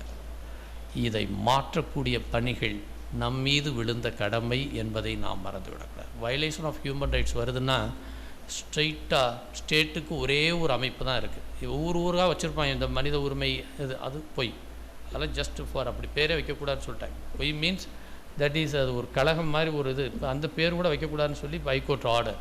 ஒரே ஸ்டேட்டுக்கு SHRC, state human rights commission, அதில் justice Manikumar is the head, former chief justice of Kerala, அவர் தான் இப்போ அந்த பொறுப்பில் இருக்கிறார். National Human Rights Commission, Justice Ramasubramaniam is headed by Ramasubramaniam, retired Supreme Court judge and members also there. இது ரெண்டுமே ஒரு பகுதி. அவங்களுக்கு ஜஸ்ட் நீங்கள் ஒரு மெசேஜ் அனுப்புனா போதும். தனி போலீஸ் விங், லோக்கல் போலீஸ் வர மாட்டாங்க, தனி போலீஸ் விங் வந்து அவங்க இந்த போலீஸ் மேலேயே வந்து விசாரணை பண்ணி இவங்களே அக்யூஸ்டாக கொண்டு வந்துடுறாங்க. ஆக்சுவலி அதுதான் இந்த ஹியூமன் ரைட்ஸினுடைய இம்பார்ட்டன்ட். ஹியூமன் ரைட்ஸுக்கு வாட் இஸ் தேட் அப்படின்னு சொன்னால் life, liberty, dignity and Indian constitutions, international convention, இதுதான் ஹியூமன் ரைட்ஸ். ஓவரால் ப்ரொடெக்ட் பண்ணக்கூடிய நமக்கு இருக்கக்கூடிய சுதந்திரம், சமத்துவம், கண்ணியம், சமத்துவம், இது மூணையும் வச்சதோடு மட்டும் இல்லை, இந்தியாவில் கான்ஸ்டியூஷனில் இருக்கக்கூடிய அடிப்படையும் சுப்ரீம் கோர்ட்டில் இருக்கக்கூடிய தீர்ப்புகளும் இன்டர்நேஷ்னல் சர்வதேச ட்ரீட்டியில் இருக்கக்கூடிய எல்லாத்தையும் கன்சிடர் பண்ணி நமக்கு உதவி செய்வதற்கு வைக்கக்கூடிய ஒரு இதுதான் ஹியூமன் ரைட்ஸ் ஓவரால். இந்த ஹியூமன் ரைட்ஸை பொறுத்தவரை இப்போ நான் உங்களுக்கு முதல் கேஸ் என்ன சொன்னேன், டிகே பாசு சொன்னேன். இது 1997 போட்ட ஒரு வழக்கு. Another case, very popular case வந்து நம்முடைய ஐஎஸ்ஆர்ஓ சயின்டிஸ்ட் நம்பி நாராயணன், அவன் பேர் வந்து நம்பி நாராயணன். அப்துல் கலாம் இருக்காங்களே பிரசிடெண்ட்டோட பேட்ச், அவருக்கும் சீனியர். நான் சொல்கிறவர் வந்து அவருக்கே சீனியர் இந்த ஹேண்ட். இந்த நம்பி நாராயணன் என்ன செய்கிறாருன்னா, இவர் மேலே allegation against this Nambi Narayanan, he is a spy of Russian இதுன்னு சொல்லி கேஜிபியினுடைய உளவாளி, எஸ்பினேஜ் என்று சொல்லி அவர் மேலே ஒரு குற்றச்சாட்டு, பெரிய குற்றச்சாட்டு. அரெஸ்டட், ரிமாண்டட், கஸ்டடியை ஃபேஸ் பண்ணிகிட்ருக்கார். அப்போ இவருக்கு ஃபைட் பண்ணி நேஷ்னல் ஹியூமன் ரைட்ஸ் கமிஷன்லையும் கேஸும் ஃபைல் பண்ணுறாங்க. கேஸ் ஃபைல் பண்ணால் இவர் குற்றவாளி இல்லைங்கிறது தெரிய வருது, இவர் ஒரு உளவாளியே கிடையாதுன்னு சொல்லி தெரிய வருது. உடனே இந்த வழக்கை transfer to IB. Local police அத்தனை பேரும் suspended, including police of top officials. Interim compensation as per the human rights act section 1993 தான் the came into force in the human rights act in our country. 1993 இந்த சட்டம் இந்தியாவிற்கு வந்தது. முதல்ல எப்போ வந்துச்சு சர்வதேச அளவில்? 1948. அது முதல்ல யார் பெண்மணி? Eleanor Roosevelt. இந்த இதில் இந்த இவர் மேலே இப்படி ஃபால்ஸ் அக்யூசேஷன் கொடுத்ததுக்கு பிறகு இதை அவர் விடவே இல்லை, ப்ரெஸ்டீஜ் இஷ்யூ எடுத்துட்டார். நான் ஒரு பெரிய இந்தியாவினுடைய இமேஜாக நான் சயின்டிஸ்டாக இருக்கேன், என்னுடைய கண்ட்ரிக்கு நான் இவ்வளோ சர்வ் பண்ணியிருக்கேன், எப்படி என்னுடைய ஃபால்ஸ் அரெஸ்ட், இல்லீகல் டிடென்ஷன், எனக்கு என்னுடைய ரெப்புடேஷன் ஸ்பாயில், என்னுடைய கண்ணியம் போய்விட்டது, தனி மனித மாண்பு போய்விட்டது, எனக்கு பல கோடி வேண்டும் சொல்லி filed. Before matter went to supreme court. உச்ச நீதிமன்றத்தில் இந்த கேஸ் விசாரணைக்கு வருது. அது எப்போ? இந்த சம்பவம்லாம் வெரி ஓல்டு இன்சிடென்ட், பட் 2018 இந்த மேட்ரு வருது. இந்த வழக்கு விசாரணைக்கு வந்து நீதிமன்றம் என்ன செய்கிறாங்கன்னா, இன்க்ளூடிங் எஸ்பி, டாப் அஃபீஷியல், அவங்கள எல்லாத்தையும் suspension, removed some of the person, 50 lakhs minimum இவருக்கு ஃபஸ்ட்டு கொடுக்கும். அந்த பீரியட்லேயே 10 lakhs கொடுத்துட்டாங்க. ரிமைனிங் இவருக்கு ஒரு 50 lakhs தரணும். இந்த 50 லட்ச ரூபா நாங்கள் கொடுக்குறத பெருசாக நினைக்கல, அவருடைய இதுக்கு வந்து எவ்வளோ வேணாலும் நம்ம தரணும், ஆனாலும் ஒரு பனிஷ்மெண்ட்டுக்காக நாங்கள் இதை செய்கிறோம்னு சொல்லி சுப்ரீம் கோர்ட் இவரை பற்றி வயலேஷன் ஆஃப் ஹியூமன் ரைட்ஸ் என்பதை நீதிமன்றம் எடுத்து சொன்னது. ஸோ இது ஒரு இது. Another case is popular case வந்து Nirbhaya case. How many of them knows Nirbhaya case? Which month, which date this occurrence had happened? Very good, very good. What is your name? Harini, clap please. Harini, good, please. 16/12/2012 this occurrence had happened in our capital city. நம்முடைய தலைநகரில் 5 பேர் juvenile, including juvenile, இந்த பெரிய பஸ்ஸில் physiotherapist அவள் ஃப்ரெண்டோட படத்தை பார்த்துட்டு வந்துட்டுருக்கிறப்ப இவளை வந்து லவர் முன்னாடியே ரேப் பண்ணுறாங்க. நாட் ஓன்லி ரேப், ஸ்ட்ரைப்டு எல்லா ட்ரெஸ்ஸையும் கழட்டுறாங்க, அவளை நேக் பண்ணுறாங்க. இது இருக்கு இல்லையா, கிளச் பஸ்ஸில் போகக்கூடிய அந்த இது இருக்குல்ல, அதை உடச்சி வயிற்றில் குத்துறாங்க, குடல் வெளியே வருது, தூக்கி நடு ரோட்டில் போடுறாங்க. Black day of our country என்று நாம் சொல்ல வேண்டும், கருப்பு தினம் என்று நான் இதை சொல்ல வேண்டும். அன்றைய தினத்திலே ஒரு மிக மோசமான ஒரு செயல் நடந்தப்புறம் ஃபாரினுக்கெலாம் கூட்டு போய் ட்ரை பண்ணாங்க, பட் சி டைட். இந்த வழக்கில் ஹேங்கிங் எல்லாருக்கும் போட்டாங்க. கோர்ட் வந்து ப்ராப்பராக ஒருத்தர் சூசைடே பண்ணிட்டாங்க, திகார் ஜெயிலில் committed suicide. Some of them இந்த வழக்கில் வந்து அங்கே போயிட்டு ஹேங்கிங் போட்ட உடனே பழையபடி ரிவ்யூவுக்கு இந்த மேட்டர் வருகிறது சுப்ரீம் கோர்ட்டில். அது ஒரு லாஸ்ட் ரிசார்ட். ரிவ்யூவுக்கு வர்றப்ப நீதிமன்றத்தில் ஜஸ்டிஸ் பானுமதி இருக்கிறார்கள். அவங்க என்ன சொன்னாங்கன்னா, வயலேஷன் ஆஃப் ஹியூமன் ரைட்ஸ் வந்து ஸோ எசென்சியல் வந்து யாருக்கெல்லாம் வந்து இன்றைக்கி மிக மோசமாக நம்ம பார்க்குறோம்னா, க்ரைம் எகென்ஸ்ட் விமன் இது மிக மோசமான ஒரு செயல், அதுவே ஒரு மனித உரிமை மீறல் என்பதை இந்த நீதிமன்றம் கருதுகிறது. அதனால் நான் இதை தள்ளுபடி செய்கிறேன் என்று மாண்புமிகு நீதியரசர் அவர்கள் ஒரு சரித்திர புகழ் வாய்ந்த தீர்ப்பினை கொடுத்தார்கள். ஏன்னா இன்றைக்கி வந்து பெண் உரிமை, மனித உரிமை, நான் ஒரு சின்ன அது வந்து ஆக்சுவலி பாரதியார் ஒரு இதுக்காக நான் சொல்ல விரும்புகிறேன். பாண்டிச்சேரியிலேருந்து தமிழ்நாட்டிலேருந்து பாரதியார் பாண்டிச்சேரி போயிடுவார். ரீசன் அவரை அரெஸ்ட் பண்ண போகிறாங்கன்னு சொல்லி. அப்போ நம்ம ஊர் பிள்ளைகள் பிஜி ஐலண்டுக்கு போகிறாங்க ஃபார் த பர்பஸ் ஆஃப் ஜாப்புக்காக கான்ட்ராக்ட் பேசிஸில் போகிறாங்க. அங்கே ரேப் நடக்குது. இதை ஒரு சின்ன இது மட்டும்தான் பாரதியாருக்கு கிடைக்குது, ஒரு ஸ்மால் இது மட்டும்தான் ஒரு பேப்பரில். ஏன்னா பிரிட்டிஷ் எதையுமே காமிக்க மாட்டாங்க, பேப்பரில் போட மாட்டாங்க, போட்டால் புரட்சி வந்துடுங்கிறதுக்காக மேக்சிமம் அதை ப்ரொஹிபிட் பண்ணிடுவாங்க. அப்போ அதை பார்த்த பாரதி ஒரு கவிதை எழுதுகிறார். கரும்பு தோட்டத்திலே கரும்பு தோட்டத்திலே இந்து மாதர்தம் நெஞ்சு கொதித்து கொதித்து மெய் சுருங்குகின்றனரே அந்த கரும்பு தோட்டத்திலே, பெண்ணென்று சொல்லிடிலோ பேயும் இறங்கும் என்பார், தெய்வமே உமது எண்ணம் இறங்காதோ, ஏழைகள் சொரியும் கண்ணீர் வெறும் தெற்கு மாகடலுக்கு நடுவினிலே, அந்த கண்ணற்றோர் தீவினிலே பெண்கள் புலம்புகின்றார் அந்த கரும்பு தோட்டத்திலே, விம்மி விம்மி விம்மி விம்மி அழுங்குரல் கேட்டிருப்பாய் காற்றே. கவிதை வந்து அவர் உண்மையிலேயே இந்த violation of human rights Bharathi மட்டும் இருந்திருந்தால் நிச்சயமாக இங்கே நடக்கக்கூடிய எல்லா அராஜகத்திற்கும் அவன் முற்றுப்புள்ளி வைத்திருப்பான். ஏன்னா இன்றைக்கி இது வந்து இந்த மனித உரிமை மீறல்ங்கிறது வந்து ஒவ்வொரு நாளும் சாதாரண விஷயமாக நடந்து கொண்டிருக்கிறது. எல்லா டைப்புக்கும், நாட் ஓன்லி புவர் பீப்புள் நம்ம நினைக்கவே முடியாது, ஈவன் ஐஏஎஸ் ஐபிஎஸ். இப்போ பெரிய cases KPS kill case, very popular case. ஒரு IAS officer husband and wife, அவன் முன்னாடியே ஒரு ஐபிஎஸ் ஆஃபீஸர் அந்த மீட்டிங்கில் ஒரு ஃபங்க்ஷனில் பக்கத்தில் அந்த லேடி ஆஃபீஸரை வர வச்சு அவங்களுடைய பேக் சைடில் வந்து இதை ஸ்டிக்கை வச்சு அடிக்கிறார். இதுக்கு கேஸே பேர் பாட்டம் ஸ்லாப்பிங் கேஸ். இது இந்தியாவில் நடந்த ஒரு இன்சிடெண்ட்டை நான் உங்கள்கிட்ட சொல்கிறேன். யார் அஃபெக்டட், யார், who is the victim? 2 IAS officer, wife husband முன்னாடி இப்படி நடக்குது.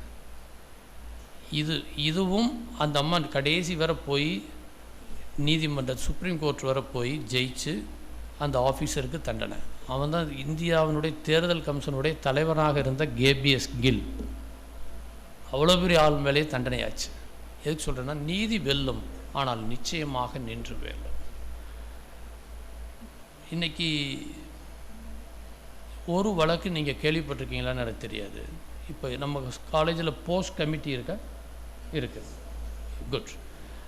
அதில் அந்த கமிட்டியில் ஒரு கேஸ் இம்பார்ட்டன்ட். இதுவும் வயலேஷன் ஆஃப் ஹியூமன் ரைட்ஸுக்கு நான் அதை சொல்லி நான் முடிக்கலாம் என்று நினைக்கின்றேன். விசாகா, அந்த பெண்ணு பேர் பன்வாரி தேவி. Had about? கேட்டதில்லை, சரி, இருந்தாலும் நான் சொல்கிறேன். அந்த பன்வாரி தேவி ஒரு கல்யாணத்தை நிப்பாட்டுறாங்க. ஓகே, அந்த சைல்டு மேரேஜை நிப்பாட்டுறாங்க.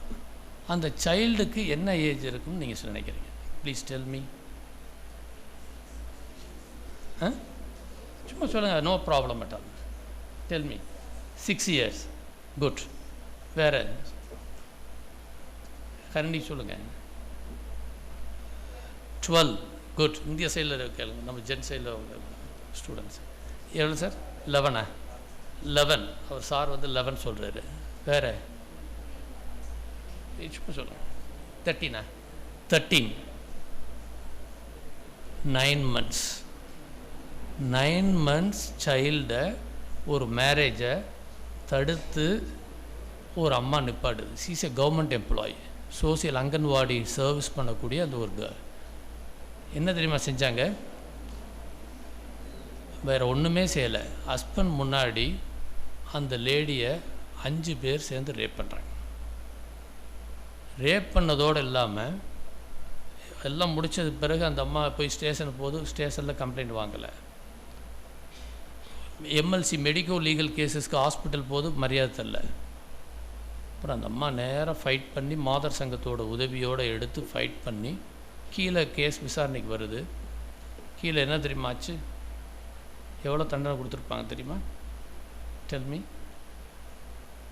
எவ்வளோ வருஷம் தண்டனை கிடச்சிருக்கும்? 10 years.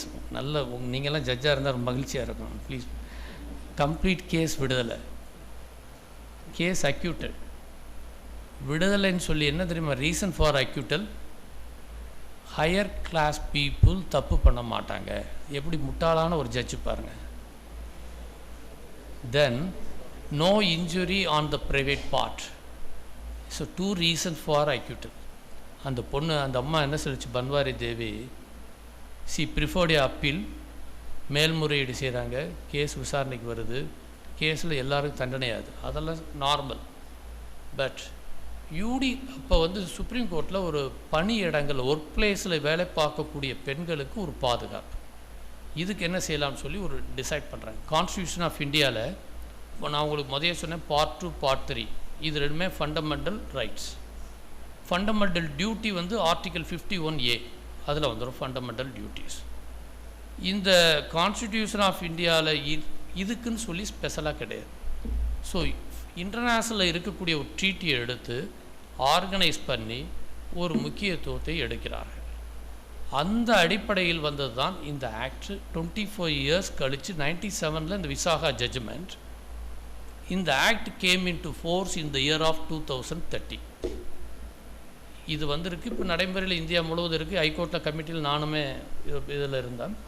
ஸோ இதை எதற்காக சொல்கிறேன்னு சொன்னால், இது பெண் உரிமைங்கிறது மட்டும் இல்லை, அந்த பெண்ணை வந்து சமமாக பாவித்து அவர்கள் வேலை வாய்ப்பிலே வேலைக்கு செல்லக்கூடிய இடத்திலும் அவர்களுக்கு பாதுகாப்பு தர வேண்டும் என்பது மனித உரிமை என்பதை நாம் சட்டத்திலே கொண்டு வரப்பட்டது. ஏன்னா இன்றைக்கி வந்து ஹியூமன் ரைட்ஸ் வந்து எல்லாருக்கும் வேணும், வெரி வெரி எசென்சியல். ஸோ இப்பொழுது முடியாது என்று சொன்னால் மூடத்தனம், முடியுமா என்று சொன்னால் மடத்தனம், முடியும் என்று சொன்னால் மூடதனம். அது உங்களிடத்திலே இருக்கிறது, அதற்காக நான் பாராட்டுகின்றேன். நீ படுத்து கிடந்தால் உனக்கு பூமி படுக்கையாக இருக்கிறது, அதுவே நீ எழுந்து நடந்தால் உனக்கு பாதையாக இருக்கிறது. படுக்கை வேண்டுமா பாதை வேண்டுமா என்பதை நாம் தீர்மானிக்கின்றோம். நீ நதியாய் நடந்தால் சமுத்திரத்திலே சங்கமிக்க முடியும். நீ சத்தியத்தை நம்பினால் சரித்திரத்திலே உன் பெயர் இடம்பெறும். நம்பிக்கை நார் மட்டும் உன் கையில் இருந்தால் உதிர்ந்த மலர்களும் கழுத்து மாலையாக கட்டிக்கொள்ளும். நன்றி.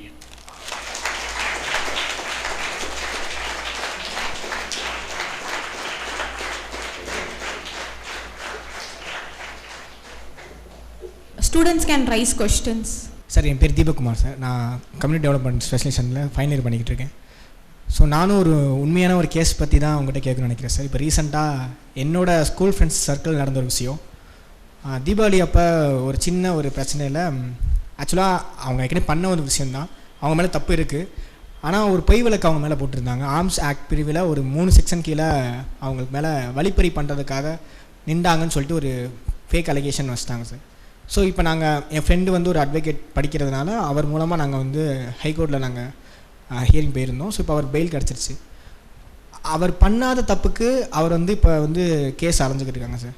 ஸோ இதுவுமே என்னை பொறுத்தளவு ஒரு மனித உரிமை மீறல் தான் அப்படின்னு நினைக்கிறேன் சார். ஸோ அந்த மாதிரி சில பேருக்கு வந்து மனித உரிமையை பற்றிய அடிப்படையான புரிதலே கிடையாது.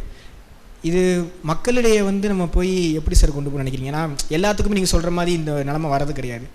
அப்போ யங்ஸ்டர்ஸுக்கு முக்கியமாக நம்ம இதை வந்து கொண்டு போகணும்னு நினைக்கிறீங்களா, இல்லை வந்து கவர்மெண்ட் சைடில் இருக்கிற போலீஸ்க்கே வந்து, ஏன்னா இது அவங்க தான் பண்ணாங்க, இது எங்களுக்கே தெரியுது இது வந்து தப்பு அப்படின்ட்டு, அந்த பையன் பண்ணாத தப்புக்கு அந்த காவல் நிலையத்திலேருந்து அவங்க வந்து வழக்கு பஞ்சிருக்காங்க, இல்லை ஒரு போலீஸ் சைட்லேருந்து அவங்களுக்கு இதை நம்ம வந்து ஹியூமன் ரைட்ஸை பற்றி சொல்லிக் கொடுக்கணும்னு நினைக்கிறீங்களா, இல்லை யங்ஸ்டர்ஸ்க்கு சொல்லிக் கொடுக்கணும்னு நினைக்கிறீங்களா சார்? முதல்ல தீபக் குமாருக்கு எல்லோரும் ஒரு கிளாப் பண்ணும்படி நான் அன்போடு கேட்டுக்கிறேன். ஏன்னா அவர் ஒரு நல்ல கேள்வியை தீபக் கேட்டிருக்காரு. ஒரு ஃபால்ஸ் அக்குசேஷன், ஒரு பொய் குற்றச்சாட்டு அப்படிங்கிறது என்ன செய்ய முடியும், நீதிமன்றம் என்ன முடிவு எடுப்பாங்க, இது எல்லாமே ஒரு கேள்வி வரும். இப்போ நான் ஒரு கேஸ் நடத்தினது சொல்லிடுறேன். ஆக்சுவலி ஒரு லா காலேஜ் ஸ்டூடெண்ட், அவன் வந்து ஒரு பெரிய ஃபேமிலி, அவன் ஆக்சுவலி வண்டியில் போயிட்டுருக்காரு, போலீஸ் நிப்பாட்டுறாங்க, கொஞ்சம் தள்ளி நிப்பாட்டிட்டான், போலீஸ்க்கு அவருக்கு சண்டை வருது, போலீஸ் இவனை அடிச்சிட்றாங்க, இவன் போய் ஒரு கேஸ் கொடுக்குறான், இவனே ரிமாண்ட் பண்ணி ஜெயிலுக்கு அனுப்பிச்சிட்றாங்க. நீங்கள் சொன்ன மாதிரின்னு வச்சுங்க, இது ஆர்ம்ஸ் ஆக்ட், இது காமனாக நடந்த ஒரு அசால்ட். எல்லாமே சம் எவிடன்ஸ் எங்களுக்கு கிடைச்சி. ஃபார் எக்ஸாம்பிள் சிசிடிவி ஃபுட்டேஜ் சில இடங்களில் கிடைக்கும், சில இடங்களில் கிடைக்காது. ஹைகோர்ட்டில் இந்த கேஸை இம்மிடியட்டாக இப்படி ஃபால்ஸ் கேஸுங்கிறத சொல்லி அந்த கேஸில் இப்போ நம்ம அப்பியர் ஆகக்கூடிய ஒரு வாய்ப்பு கிடைச்சி அது குவாஷ் செய்தார்கள், தள்ளுபடி செஞ்சு மொத்தமாக அந்த கேஸையே தள்ளுபடி செய்தார். சமீபத்தில் போன வாரம் நடந்த ஒரு இன்சிடென்ட் நான் உங்களுக்கு சொல்ல விரும்புகிறேன். அதில் NDBS, narcotics drugs control bureau, NIB என்று சொல்லக்கூடிய ஸ்பெஷல் விங், ஒருத்தனை வந்து ஹெராயின் எடுத்ததாக சொல்லி கேஸ். ஹெராயின்னா அவன் வாழ்க்கையே போச்சு, பல வருஷம் ஜெயில், ஆம்சாய்ட்டெல்லாம் விட 5 மடங்குன்னு வச்சுங்க. தண்டனை வந்து ஹெவி, ஃபைனும் ஹெவி. அவன் டோட்டலி அப்செட். ஏன்னா ஒரு இந்த மாதிரி அவன் கஞ்சா பொருளே பார்த்தவே கிடையாது. இந்த கைது செய்யப்பட்டவன் எவனோ ஒருத்தன் பேர் வந்து வேறு பேர் ராஜான்கிற பேரில் இருக்கிறவன், அவனை அரெஸ்ட் பண்ணுறதுக்கு பதிலாக அவனை வந்து போலீஸ் எஃப்ஐஆரில் இருக்குது, அவனை விட்டுட்டு வேறு ஒரு ஸ்ரீலங்கன் ராஜாவை அரெஸ்ட் பண்ண வேண்டியதுக்கு லோக்கல் ராஜாவை அரெஸ்ட் பண்ணுறாங்க. என்ன தெரியுமா, ஜட்ஜிட்ட நான் காமிச்சோம், அந்த பெயில் வரப்பையும் சரி மற்ற இந்த ராஜா வேறு அந்த ராஜா வேறு, கம்ப்ளீட்டாக இவருடைய எல்லா காப்பீஸையும் எடுத்து காமிச்சு, எதில் ரிகார்டிங் அவனுடைய பர்த் சர்டிஃபிகேட், எந்த ஸ்கூல், என்ன இது, இவனுக்கு ஸ்ரீலங்காவுக்கு சம்மந்தமே கிடையாது. எப்படி ஒரு ஃபால்ஸ் அக்குசேஷன், அது எவனோ ஒருத்தன் ஒப்புதல் வாக்குமூலத்தில் சொல்லியிருக்கான், எப்பயோ நடந்தது, 10 வருஷத்துக்கு முன்னாடி நடந்தது, ஆளே கிடைக்கலைங்கிறக்கா என்னை எப்படிப்பா நீ தூக்கிட்டு போய் அரெஸ்ட் பண்ண முடியும்? ஸோ ஜட்ஜ் இம்மிடியட்டாக ட்ரையல் இங்கே நடக்கிறதுக்கு ரெடியாக இருந்துச்சு. இந்த கோர்ட்லேயும் சொன்னாங்க இந்த போலீஸ் வந்து தப்பு பண்ணிட்டாங்கன்னு சொல்லி ஜட்ஜு ஆரம்பிக்கிறதுக்கு முன்னாடியே, ட்ரையல் ஆரம்பிக்கிறதுக்கு முன்னாடியே ஹைகோர்ட்டில் ஜட்ஜ் நீதியரசர் சுந்தர் மோகன் அவர்களும், பெயிலில் கொடுக்குறப்ப ஜஸ்டிஸ் ஆனந்த வெங்கடேஷ் அவர்களும் உடனடியாக அந்த வழக்கை, என்னுடைய நண்பர் தான் நடத்தினார் இந்த வழக்கில், அந்த பாதிக்கப்பட்ட நபருக்கு உடனடியாக குவாஷ் செய்து உடனடியாக எந்த ட்ரையலுமே ஃபேஸ் பண்ணாமல் விடுதலை கிடைச்சு. ஆனால் இப்படி தப்பாக ஒருத்தர் வந்து ஃபால்ஸ் அரெஸ்ட் பண்ணால், ஃபால்ஸ் குற்றச்சாட்டு பண்ணி அரெஸ்ட் பண்ணாலோ பொய் வழக்கு போட்டாலோ அவர்களுக்கு நாம் டேமேஜஸ் கிளைம் பண்ண முடியும் நிச்சயமாக. ஹைகோர்ட்டில் நீதி பேராணை தாக்கல் செய்து காம்பன்சேஷன் பெற முடியும். அதே மாதிரி ஃபால்ஸ் கேஸ் போடக்கூடிய போக்சோவில் செக்ஷன் 22 ஒரு குழந்தையை தவறாக பயன்படுத்தி ஒருத்தர் மேலே ஃபால்ஸாக போட்டாங்கன்னா தண்டனைகள் கடுமையான தண்டனை. Minimum punishment 20 years, middle punishment சாகு வரை ஜெயில், அதிகபட்ச பனிஷ்மெண்ட் ஹேங்கிங். ஒருத்தர் மேலே உண்மையிலே ஒரு ஃபால்ஸ் போட்டு அவனை கொண்டு போயிட்டாயின்னு வைங்க, அவனுடைய லைஃப் என்ன இருக்குது, அவனை நம்பி இருக்கக்கூடிய ஃபேமிலி என்ன இருக்குது ஃபர்ஸ்ட் ஆஃப் ஆல். ஸோ அதுக்கு தான் செக்ஷன் 22, யாராவது இப்படி பொய் குற்றச்சாட்டு சொன்னால் போக்சோ வழக்குகளிலே அவர்களுக்கு தண்டனை. பிரிவு 13 POSH act, section 13 of POSH ஆக்டில் வந்து இப்படி ஒருத்தர் வந்து ஒரு எம்ப்ளாயி, ஒரு லேடி எம்ப்ளாயி வந்து ஒருத்தர் மேலே ஃபால்ஸ் அக்யூசேஷன் சொன்னால் அவங்கள பற்றியான சர்வீஸ் ரிஜிஸ்டரில் அவங்கள பற்றி எழுதி அவங்களுக்கு உரிய தண்டனை தர முடியும். ஸோ சட்டம் எடுத்தவங்க முயற்சி எடுத்திருக்காங்க. ஆனால் நீதி இன்னைக்கு தமிழகத்தில் சொல்லாமல் ஜென்ரலாகவே இந்தியாவிலேயே 60% of the arrest false arrest. இது நான் சொல்லலை, போலீஸ் கான்ஃபரன்ஸில் போலீஸ் சொன்னது. நம்ம சொன்னால் கூட ஏதோ ஒரு இதாக சொல்கிறோம்னு நினச்சேன்.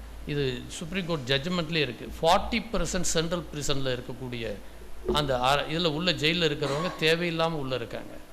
ஸோ அதனால தான் இன்றைக்கி ஹியூமன் ரைட்ஸ் வெரி எசென்சியலாக நம்ம பார்க்குறோம். இன்றைக்கி அதனால தான் நம்ம அவேர்னஸ் ப்ரோக்ராம் நம்ம கல்லூரி நமக்கு Madurai institute of social science வந்து இந்த நமக்கு ஒரு அவேர்னஸ் ப்ரோக்ராம் வச்சுருக்கிறத முக்கியத்துவமாக பார்க்குறோம். நிச்சயமாக ஹைகோர்ட்டில் 523 ஸோ நவ் 482 வந்து இப்போ என்ன வந்திருக்கு 528 ஆஃப் பிஎன்எஸ்எஸ் என்று சொல்லக்கூடிய இப்போ சமீபத்தில் வந்திருக்கக்கூடிய சட்டங்கள் வந்து பழையதில் 482 குற்றவியல் நடைமுறை சட்டம், இப்போ 528 வந்து இருக்கக்கூடிய சட்டத்தில் குவாஷ் செய்வதற்கு ஆதாரத்தை திரட்டி நீங்கள் செய்யலாம். காம்பன்சேஷன் அதுக்கு பிறகு பெற்றுக்கொள்ள முடியும். ஏன்னா என்ன இருந்தாலும் ஒரு ஃபால்ஸ் கேஸு சொசைட்டியில் நமக்கு ஒரு கொஞ்சம் ரெப்புடேஷன் உங்கள் ஃப்ரெண்ட்ஸுக்கு இதாகும், அதை ஓவர் கம் பண்ணுறதுக்கு இது மாதிரி செய்ய முடியும். Thank you sir. என் பேர் மால்விகா சார். நான் மெடிக்கல் அண்ட் சைக்காட்ரிக் ஸ்பெஷலைசேஷன் பண்ணிகிட்ருக்கேன் சார். இப்போது எனக்கு என்ன ஒரு இதுனா, இப்போது ரேப் வந்து இப்போ ரொம்ப காமன் ஆயிடுச்சு இந்தியாவில். அண்ட் டே பை டே அது வந்து ரொம்ப இன்னும் சிவியராகிட்டே தான் போயிட்டுருக்கு. ஸ்டார்டிங் ஃப்ரம் நிர்பயா கேஸ்லேருந்து Kolkata doctor rape murder case எல்லாமே அதெல்லாம் பார்த்தோன்னா அந்த அந்த இன்ஃபர்மேஷன்லாம் நம்ம படித்து பார்த்தோன்னா அந்த பிஹேவியரே வந்து ஃபர்ஸ்ட் ஆஃப் ஆல் ரேப்பே வந்து it's a very biggest crime. அதுவே ஒரு நான் ஹியூமன் பிஹேவியர் தான். ஸோ இப்போது இந்த ரேப் கேசஸ் எல்லாம் பார்த்தோன்னா அது ஒரு அனிமல் லைக் பிஹேவியராக தான் எல்லாமே இருக்குது. ஸோ ரேப் மட்டும் இல்லை, எல்லா க்ரைம் பண்ணுறவங்களே வந்து க்ரைம் பண்ணுறாங்கன்னா அப்போது they are not in the right mental state. So அப்போது இந்த அளவுக்கு நடந்துக்கிறவங்க வந்து கண்டிப்பாக அவங்களுக்கு கண்டிப்பாக மென்டல் இல்னஸ் இருக்கும் தான். ஸோ அதுக்கு வந்து ஏதாவது இப்போது ஓகே இந்த நிறையா இந்த தண்டனை கொடுக்குறதுலாம் ஓகே சார், 10 years 20 years ஆயுள் தண்டனை தூக்கு தண்டனை எல்லாம் ஓகே. பட் அதை ப்ரிவெண்ட் பண்ணுறதுக்கு இந்த மாதிரி மென்டல் ஹெல்த் ரிலேட்டட் இன்டர்வென்ஷன்ஸ் கொடுத்தா அது கண்டிப்பாக ப்ரிவெண்ட் பண்ண முடியும். ஸோ அந்த மாதிரி எதுவும் கோர்ட் வந்து ஜட்ஜ்மெண்ட்ஸ் அந்த மாதிரிலாம் வந்திருக்கு, லைக் ரொம்ப ரேராக வந்திருக்கும் எனக்கு தெரிஞ்சு. ஸோ ரொம்ப ரேராக தான் வந்திருக்கு. அப்படியே அந்த மாதிரி ஜட்ஜ்மெண்ட்ஸ் வந்தாலும் ஏதாவது ஒரு கவர்மெண்ட் ஹாஸ்பிட்டலில் அவங்கள வந்து ஒரு சைக்காட்ரிக் பேஷண்ட்டாக அட்மிட் பண்ணிவிட்டு பேசாமல் இருப்பாங்களா, இல்லை அந்த மாதிரி எஃபெக்டிவான மென்டல் ஹெல்த் இன்டர்வென்ஷன்ஸ் வந்து கொடுக்குறாங்களா government? First of all I appreciate you. அவங்களுக்கு ஒரு நல்ல இருக்குது. ஏன்னா இது வந்து கிரிமினல் ஜூரிஸ்ப்ருடன்ஸில் இது ஒரு சேலஞ்ச். ஆக்சுவலாக சொல்லப்போனால் ஒரு ரேப்புங்கிறது வந்து எங்களுடைய பார்வையில் எப்படி நினைக்கிறோம்னு சொன்னால் அவங்க ஆத்மாவையே கெடுக்கிறாங்க. நாட் டு அனிமல் பிஹேவியர் ஒரு பக்கம் மோசமாக இருக்கிறது மாதிரி ஆத்மாங்கிறது soul completely destroyed. First of all அந்த கேர்ள் 2 வகையில் பாதிக்கப்படுறாங்க விக்டிம். ஒரு வகை அன்னைக்கு ஒரு பேட் இன்சிடெண்ட், அது அப்படியே மனசுலேயே இருக்கும், போகாது. ரெண்டாவது கோர்ட்டுக்கு செகண்ட் டைம் வரப்போ கோர்ட்லேயும் நம்ம ஒரு இன்சிடெண்ட்டுக்கு எல்லாம் கேள்வி கேட்பாங்க, அதுலேயும் அவங்க அஃபெக்ட் ஆகிறாங்க. ஸோ டுவைஸ் அவங்களுக்கு லைஃப் லாங்காக அந்த ஸ்கார் வந்து உள்ளே இருந்துக்கிட்டே இருக்கும் வேதனை. இதை வந்து இன்றைக்கி வந்து கோர்ட் வந்து ரொம்ப பல தீர்ப்புகள் கொண்டு வரலாம்லாம் முடிவு பண்ணாங்க. இப்போ ஃபார் எக்ஸாம்பிள் இந்த மாதிரி இவங்களுக்கு வந்து மலட்டுத்தன்மை கொடுக்கலாமாங்கிற ஒரு தீர்ப்பு கூட கொடுக்கலாமாங்கிற அளவுக்கு ஒரு இது வந்துச்சு. கேஸ்டனேஷன் சொல்லக்கூடிய ஒரு டைப் ஆஃப் இது கொண்டு வரலாம். பட் அது பார்லிமெண்ட்டில் தான் கொண்டு வரணுங்கிறக்காக கோர்ட் டிசைட் பண்ணாமல் அப்படியே கொஞ்சம் இதாக இருந்துச்சு. சப்சிக்வெண்ட்டாக ரெண்டாவது வந்து என்னென்னு சொன்னால், இது வந்து கோயம்புத்தூரில் இப்போ இன்சிடெண்ட் நடந்துச்சு. யூ நோ தட் ஏர்போர்ட் பக்கத்தில் நடந்துச்சு.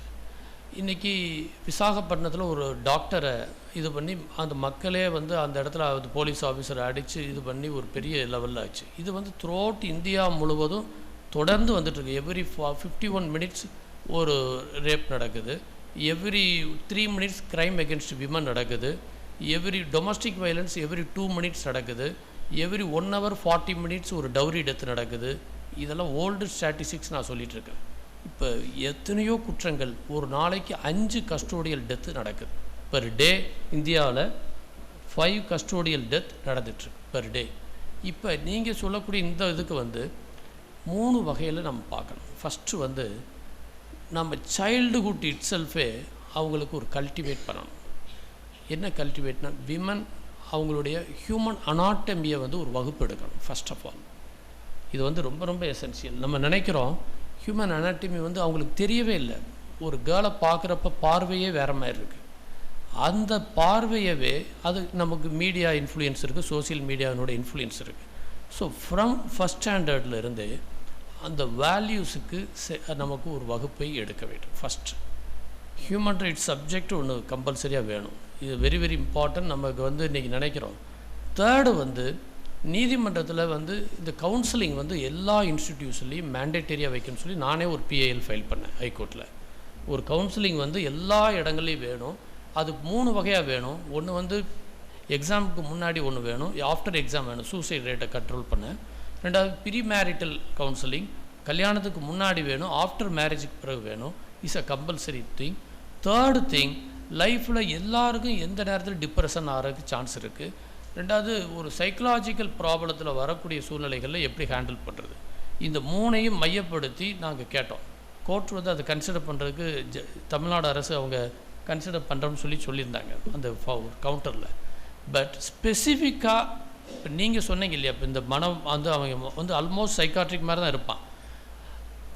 அதனால தான் உள்ளே போய் சூசைட் பண்ணிக்கிடுவான். உள்ளே போய் அவன் இருக்கக்கூடிய ஸ்டேஜே மாறும், ஆட்டிடியூடே கம்ப்ளீட்டாக வேறு மாதிரி அனிமல் பிஹேவியராக உள்ளே இருப்பான். இவங்களுக்கு வந்து நம்ம வந்து ரிஃபர்மேட்டிவ் தியரியாக இருந்தால் கூட, பட் இதுக்குன்னு சொல்லி ஒரு ஸ்பெஷல் கன்சிடரேஷன் பண்ணுறதுக்கு வந்து இந்தியா முழுவதும் ஜெயிலையும் சரி, ஒவ்வொரு ஏரியாக்களையும் சரி, ஒரு கவுன்சிலிங் இதை கனெக்ட் பண்ணுறதுக்கு நானே ஒரு பொதுநல வழக்கு தாக்கல் செய்யலாம்னு நினைக்கிறேன், த்ரூ யுவர் கொஸ்டின் மூலமாக. ஏன்னா அப்படி தான் நான் எடுத்துக்கொள்ள முடியும். இதுக்குன்னு சொல்லி தனியாக கிடையாது. பட் இதை நீங்கள் சொன்ன ஆங்கிளில் வச்சு ஒரு பிஐஎல் ஃபைல் பண்ணுறதுக்கு we will try it. Thank you. Sir, so உங்கள் உரையில் ஆரம்பிக்கும் போதே ஒரு தனி மனிதனோட உரிமை என்ன அப்படின்னா சந்தோஷம்தான் அப்படின்றது ஆரம்பிச்சிங்க. ரொம்ப நல்லா இருந்தது. Thank you sir. ஸோ என்னோட கொஷின் என்னன்னா, இன்றைக்கி நம்மளோட நீதித்துறையிலே வந்து குழந்தைங்களுக்கான வயசு பார்த்தீங்க அப்படின்னா சைல்ட் லேபர் ஆக்ட் பிரகாரம் 14, ஜுவனைல் ஜஸ்டிஸ் ஆக்ட் பிரகாரம் 18. ஸோ ஒரு இடத்துல வந்து ஒரு உரிமை மறுக்கப்படுது, ஒரு இடத்துல வந்து உரிமை ஆதரிக்கப்படுது. ஸோ இதை நீதித்துறை எப்படி பார்க்குறாங்க சார்? ஸோ நல்ல கொஸ்டின். ஆக்சுவலி 14 வந்து மெயினாக கான்ஸ்டியூஷன் ஆஃப் இந்தியாவில் ஆர்டிகல் 24 ஆஃப் இந்தியன் கான்ஸ்டிடியூஷனில் நமக்கு குழந்தைகளை சைல்டு லேபர் வரக்கூடாதுங்கிறது ஒரு கான்செப்ட். மெயின் வந்து அதுதான். ஆக்சுவலி சைல்டு லேபர் வந்து இன்றைக்கி எல்லா இடங்களும் இருக்குது. நீ வறுமையின் காரணமாக பிள்ளைகளை சிவகாசி பட்டாசு தொழிற்சாலை, தீப்பெட்டி தொழிற்சாலை, இதெல்லாமே வந்து இன்றைக்கி நார்மலாக பிள்ளைகள் போயிட்டுருக்காங்க. அந்த சில ஏரியாக்களில் ஜவுளி இதுகளில் அது மாதிரி ஹெவி ஒர்க் பிள்ளைகளுக்கு கொடுக்கக்கூடாது ஃபஸ்ட். அது எஸ்பெஷலி ஃபார் அந்த 14 இயர்ஸ். அது மட்டும் இல்லை, பிச்சை எடுக்க வைக்கக்கூடாது. என்ன நீ பல இடங்களில் வந்து எத்தனையோ ஒரு பெரிய கும்பலே இயங்கிட்டுருக்கு. இன்னைக்கு பாவமாக இருக்கும். பல அந்த கண்ணை நோண்டி அந்த பிள்ளைகள்கிட்ட போய் கலெக்ட் பண்ணி அந்த ரூபாயை வாங்குறது, வைக்கிறது, போகிறதெல்லாம் இன்றைக்கி சாதாரண ஒரு விஷயமாக நடந்துகிட்ருக்கு. அதுக்காகத்தான் இந்த டாக்டர் அம்பேத்கர் அவங்க கான்ஸ்டியூஷன் கொண்டு வர்ற நேரத்தில் இதனுடைய இம்பார்ட்டன்ஸ் அவங்க கொடுத்தாங்க. அந்த 14 இயர்ஸை வந்து மையப்படுத்தி அந்த மாதிரி குழந்தைகள் ஜுவனைல்ங்கிறது வந்து இப்போ இன்டர்நேஷ்னல் கன்வென்ஷன் படி வந்தது வேர்ல்டு ஃபுல்லாக. அந்த 18 வயசுக்கு கீழே இப்போ 18 இயர்ஸில் ஒரு பெரிய தப்பு பண்ணான்னா ஜெயிலுக்கு போக மாட்டான், நார்மல் அவனோட ஹோமுக்கு போயிடுவான். இந்த மாதிரி சிலதெல்லாம் இருக்குது. இப்போ சப்போஸ் கிரேவ் அஃபண்டராக இருக்கான்னு வைங்க. இப்போ ஏன்னா ஒரு படத்தில் ஏதோ ஒரு படத்தில் கூட காமிச்சாங்கன்னு நினைக்கிறேன். அந்த வில்லன் சொல்லுவான். நான் இப்போ சமீபத்தில் ஒரு இது பார்த்தேன்.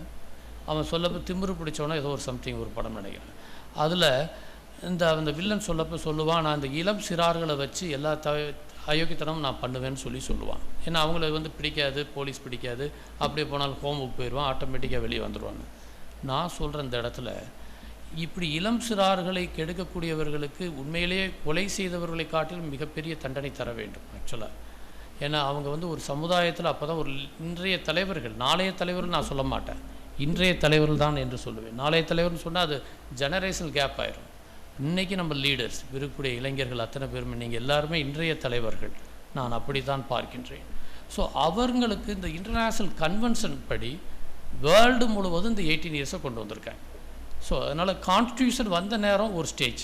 இப்போ இன்றைக்கி ஃபண்டமெண்டல் டியூட்டி ஆர்டிகல் 51 என்ன சொல்லுது, 7 சொல்லுது, என்ன சொல்லுதுன்னா 4 to 16 இயர்ஸ் 4 வயசுலேருந்து 16 வயசில் இருக்கக்கூடிய எல்லா குழந்தைகளுக்கும் எஜுகேஷன் நமக்கு அவங்களுக்கு படிக்கிறதுக்கு அங்கே கார்டியனும் ஃபாதர் மதர் உதவி செய்யணும்னு சொல்கிறேன். It's a fundamental duty. இன்றைக்கி பல இடங்களில் நம்ம தமிழ்நாடு எவ்வளோ பெட்டர், இன்றைக்கி நல்ல இதாக இருக்குது. பட் இந்த பாகுபாடுங்கிறதுங்கிறத விட இது வந்து இந்த ஃபீல்டுக்கு அது ரொம்ப எசென்சியலாக இருக்குது. பட் 18 இயர்ஸுங்கிறது வந்து இன்றைக்கி ஒரு குரூசியல். இன்றைக்கி பல போக்சோலியே லவ் அஃபேர்ஸ் எத்தனையோ வருது, நாங்களே பார்க்குறோம். கோர்ட்டில் வந்து ஜட்ஜிட்ட 17 வயசாக இருக்கும், அந்த பொண்ணோட அப்பா வந்து போக்சோவில் இந்த பையனை ஜெயிலுக்கு அனுப்பிச்சிருப்பாங்க. ஸோ அதுக்கு பிறகு அந்த பொண்ணு வந்து ஸ்ட்ராங்காக இன்றைக்கி நான் அவரை தான் லவ் பண்ண போகிறேன்னு சொல்லிகிட்டு இருக்கோம். இதெல்லாம் இன்றைக்கி ரொட்டீனாக நடக்கக்கூடியது. அது கோர்ட்டு வேறு ஆங்கிளில் பார்க்கும். பொதுப்படையாக இது இன்டர்நேஷ்னல் ட்ரீட்டி படி வச்சது. இது நம்மளுடைய நாட்டினுடைய வழக்கத்தின்படி கான்ஸ்டியூஷனில் அது எஸ்பெஷலி ப்ரிவென்ஷன் ஆஃப் சைல்டு லேபரை கனெக்ட் பண்ணுறதுக்காக வச்சது. தேங்க்யூ. ஜென்ரலாக ஈக்குவலாக இருந்தால் தானே சார் கரெக்டாக இருக்கும், அவங்களோட ரைட்ஸை நம்ம அஷ்யூர் பண்ண முடியும். இல்லை உண்மைதான். பட் என்னென்னா இன்றைக்கி வந்து நம்ம கண்ட்ரிலேயே ஆர்டிக்கல் 25 30 பார்த்தீங்கன்னா மைனாரிட்டி ரைட்ஸ்ன்னு இருக்குது. நமக்கு அவங்களுக்கு சில அவங்களுடைய இன்ஸ்டிடியூஷன் நடத்துறதுக்கு சில ரைட்ஸ் கொடுத்துருக்காங்க. இன்றைக்கி அந்த அடிப்படையில் சில சலுகைகள் நமக்கு வந்து எப்பயுமே கிடைக்கக்கூடியதாக இருக்குது. பட் இனி கன்வென்ஷன் படி நமக்கு வந்து இன்னமும் இந்த சைல்டு லேபர் நமக்கு இன்னும் இந்தியா முழுவதும் நடந்துட்டு தான் இருக்குது. ஆக்சுவலாக எங்கேயுமே குறைஞ்சதாக கிடையாது. ஈவன் ஆர்டிக்கல் 17 என்ன சொல்லுது? Abolition of untouchability. Abolition of untouchability calling. அதில் வந்து இப்போ உதாரணமாக இன்றைக்கி ஜாதி பேரை சொல்லி ஒருத்தன் வயிறது திட்டுறது யூஸிங் அதை வந்து அந்த மாதிரி இருக்கிறதுக்கு சீரியஸ் பனிஷ்மெண்ட் இன்றைக்கி சட்டத்தில் இருக்குது. அந்த அபாலிஷன் இன்றைக்கி முடிஞ்சிருச்சா தீண்டாமைன்னு சொன்னால் இன்னமும் இருக்கத்தான் செய்யுது பல இடங்களில், இல்லையே நம்ம சொல்ல முடியாது. இன்றைக்கி தந்தை ஈவேரா பெரியார் போன்ற பல தலைவர்கள் கொஞ்சம் ஹார்ட் ஒர்க் பண்ணதுனால தமிழ்நாட்டில் கொஞ்சம் பெட்டர்மெண்ட் நல்லா இருக்கும், நம்ம நிம்மதியாக இருக்கும். இன்றைக்கி தமிழ்நாட்டில் வந்து இந்தியாவினுடைய இமேஜ்னு சொன்னால் மதசார்பின்மை. இன்றைக்கி அப்படி தான் நான் பார்க்குறேன். எல்லாருமே ஒரு முக்கியத்துவம் கொடுக்கப்பட்ட ஒரு தன்மை. கான்ஸ்டியூஷன் பிரியாம்பிளே இன்றைக்கி வெரி எசென்சியலாக இருக்குது, வெரி வெரி இம்பார்ட்டன்ட். ஸோ அந்த அடிப்படையில் பார்க்குறப்ப இன்னமும் இந்த இதில் வந்து நம்ம பாகுபாடுன்னு நம்ம அப்படி இல்லாமல் அவங்களுக்கு ஒரு ஸ்பெஷல் லெஜிஸ்லேச்சர் அவங்களுக்கு ஒரு இம்பார்ட்டன்ஸ் கொடுத்து இந்த சைல்டு ரெஸ்ட்ரைனிங் அது மாதிரி சில அந்த அவங்களுக்கு சிறார்களுக்கான அந்த கடினப்படுத்தக்கூடிய வேலையை தடுக்கிறதுக்காக சில சட்டங்கள் கொண்டு வந்திருக்கின்றார். தேங்க்யூ. என் பேர் ரிஃபாய் சார்.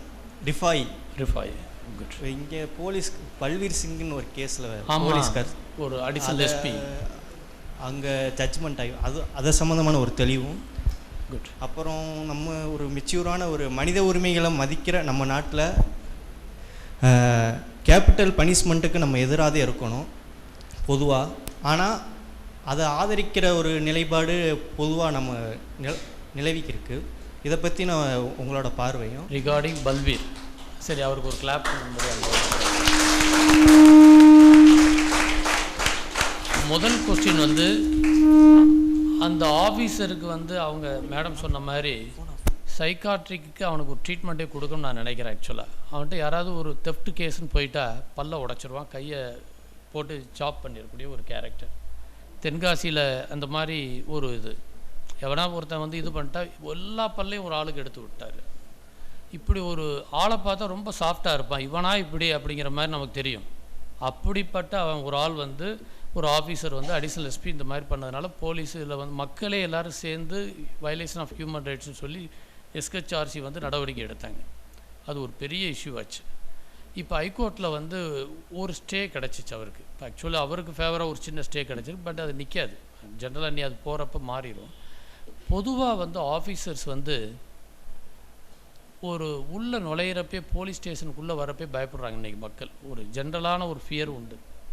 ஏன்னா நமக்கு அக்யூஸ்டுக்கு உட்கார வைப்பாங்க, நம்ம கம்ப்ளைண்ட் கொடுக்க போனோன்னு அலைய வைப்பாங்கங்கிற மாதிரிலாம் ஒரு ஜென்ரல் ட்ரெண்டு உண்டு காமனாக.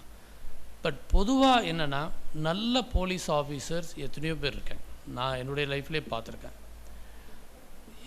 சில ஆஃபீஸர்ஸை நீதிமன்றமே பாராட்டி ஜட்ஜ்மெண்ட்ஸ்லேயே கொண்டு வந்திருக்காங்க. ஃபார் எக்ஸாம்பிள், ஜெயலலிதாவை அரெஸ்ட் பண்ணவர் வந்து நல்லம்ம நாயுடு. அந்த ஆஃபீஸர் பேர் வந்து நல்லம்ம நாயுடு. அவர் வந்து அவருடைய இன்வெஸ்டிகேஷனை பாராட்டி நீதிமன்றம் குன்கா இதில் வந்து ஸ்பெஷல் கோர்ட்ஸ் பெங்களூரில் ரொம்ப அப்ரிஷியேட் பண்ணி இவருடைய பணினால தான் இந்த கேஸை ஜெயிக்க முடிஞ்சு, ஒரு நேர்மையாக அவர் டீல் பண்ணாருன்னு சொல்லி ஒரு இன்வெஸ்டிகேஷனில் அப்ரிஷியேட் பண்ணேன். ஸோ இது மாதிரி மனித உரிமைகள் மீறல்கள் வந்து ஆஃபீஸர் வந்து எப்பயுமே ஒரு மனுஷனை அடித்து சித்திரவதை பண்ணி அதன் மூலமாக லைட் டிடெக்டர் வச்சு செய்ய முடியுமா, பிரெயின் மேப் வச்சு செய்ய முடியுமாங்கிறதெல்லாம் இப்போ இன்றைக்கி லேட்டஸ்ட் செல்வி ஜட்ஜ்மெண்ட் சுப்ரீம் கோர்ட்டில் ஒரு ஸ்டேட் ஆஃப் கர்நாடகா ஜட்ஜ்மெண்ட்டில் வந்து ஒருத்தனை கட்டாயப்படுத்தி பிரெயின் மேப் இது பண்ணக்கூடாது, அவன்கிட்ட லைட் டிடெக்டரை வச்சு கண்டுபிடிக்கக்கூடாது, ஏன்னா அவனுடைய ஃபண்டமெண்டல் ரைட் அஃபெக்ட் ஆகுதுங்கிறது ஒரு பக்கம் இருக்குது ஜென்ரலாக. பட் திங் இஸ், இந்த பல்வீர் செஞ்சது நான் வரவேற்கவில்லை என்னை பொறுத்தவரை. ஏன்னு சொன்னால் அவர் வந்து ஒரு ஆஃபீஸர், பொறுப்பான ஒரு ஆஃபீஸர். இன்றைக்கி வந்து விசாரணையில் வந்து உண்மையும் கண்டுபிடிக்கலாம், பொய்யும் இருக்கலாம். உனக்கு அவன் தப்பு பண்ணியிருக்கான யூ ரிமாண்ட் இட். ரெக்கவரிக்கு வந்து ப்ராப்பர்ட்டி அட்டாச் பண்ணலாம். எத்தனையோ மெத்தட் இருக்குது. ஒருத்தரை கட்டாயப்படுத்தி அடித்து செயல்படுவதுங்கிறது வந்து ஒரு காட்டு மிராண்டித்தனம், சட்டவிரோத செயல். நம்பர் 1. ஹேங்கிங், ரிகார்டிங் ஹேங்கிங் தவிர கொண்டு வந்த நாடு யார்? நமக்கு எல்லாம் சட்டம் சொல்லி கொடுத்த நாடு யார்? இங்கிலாந்து. இங்கிலாந்துலேயே ஹேங்கிங் கிடையாது. First of all VR Krishna Iyer சொல்கிறாரு, தூக்கு தண்டனைக்கு தூக்கு தண்டனை. என்ன சொல்கிறாரு? தூக்கு தண்டனைக்கு தூக்கு தண்டனை அவருடைய கான்செப்ட். இப்போ ஒரு கேஸில் வந்து ஒருத்தனுக்கு ஹேங்கிங் கொடுத்துட்றோன்னு வைங்க, அதே கேஸில் அப்பீல் அக்யூஸ்ட் வர்றான், அவனை விடுதலைப்படுது. அப்போ யார் உண்மை யார் பொய்ன்னு தெரியாமல் போயிடும். ஒரு உயிர் போன உயிர் கொண்டு வர முடியுமா? பாசிபிலிட்டி கிடையாது. பட் சேம் டைம் நமக்கு இன்றைக்கி இருக்கக்கூடிய சில மோசமான வழக்கெல்லாம் நம்ம பார்க்குறோம். 8 வயசு ஆயிஷாவை ஜம்மு காஷ்மீரில் கொன்னாங்க. எந்த ரீசனும் கிடையாது. ஒரு இதை வந்து அழிக்கணுங்கிறதுக்காகவே அந்த கேர்ளை கோயிலுக்குள்ளே வச்சு ரேப் பண்ணி கொலை பண்ணுறாங்க. ஆஃப்டர் தேட் அது பிறகு டிடெக்ட் பண்ணாங்க. இப்போ இது மாதிரி கேஸுக்கு வரப்போ தான் அந்த அப்போ இருந்த union minister Maneka Gandhi PIL file பண்ணி ஹேங்கிங் கொண்டு வரணும்னு சொல்லி கொண்டு வந்தாங்க. ஸோ ஹேங்கிங் வந்து rarest of rare cases we must use பொதுவாக. பட் ஈவன் எல்லாருமே சொல்லக்கூடிய லீடர்ஸ் வந்து ரிகார்டிங் எல்லாருமே என்ன சொல்கிறாங்கன்னா, ஒரு சான்ஸ் ஆப்பர்ச்சுனிட்டி. இப்போ நான் ராஜீவ்காந்தி கொலை வழக்கு நான் அப்பியர் ஆனேன் ஹைகோர்ட். அவர் வந்து என்கிட்ட ஜெயிலுக்கு ஒரு நாள் சீஃப் கெஸ்ட்டாக நான் போயிருக்கிறப்ப, நீங்கள் வந்து எனக்கு அப்பியர் ஆக முடியுமான்னு கேட்டார். அப்போ அவர் எத்தனை வருஷம் ஜெயிலில் இருக்காருன்னா 37 இயர்ஸ் ஜெயிலில் இருக்கார், மதுரை சென்ட்ரல் பிரிசனில். அந்த அக்யூஸ்ட் பேர் வந்து ரவிச்சந்திரன்.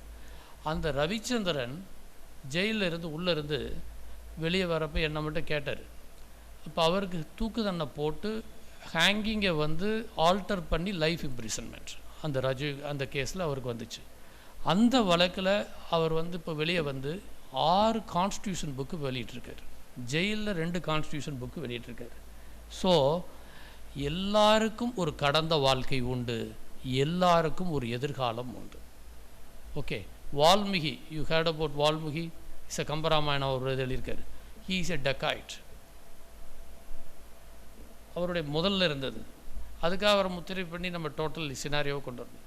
பட் இந்த மாதிரி பாடி, ஹியூமன் பாடியை ரேப் பண்ணக்கூடிய போக்சோ மாதிரி இருக்கக்கூடிய வழக்குகளில் வந்து தயவுதாட்சின்மைங்கிறது வந்து இன்றைக்கி யாருமே அதை மன்னிக்க முடியாத ஒரு குற்றமாக பார்த்து கொண்டு இருக்கக்கூடிய சூழ்நிலைகள் இருந்தாலும், பொதுவாக ஹேங்கிங் வந்து ஒரு ரேரஸ்ட் ஆஃப் ரேர் கேஸ்க்கு எப்படி யூஸ் பண்ணிங்கிறது தான் வெரி வைட்டல். நம்பர் கான்ஸ்டியூஷனை பொறுத்தவரை என்றைக்குமே preamble, secularism is a very vital. நம்ம இந்தியாவினுடைய இமேஜ்னு சொல்ல முடியும். இன்றைக்கி இந்தியாவில் யாருமே செகண்ட் கிரேட் சிட்டிசன்ஷிப் கிடையாது, எல்லாருமே ஈக்குவல். அதில் வந்து இதே கிடையாது.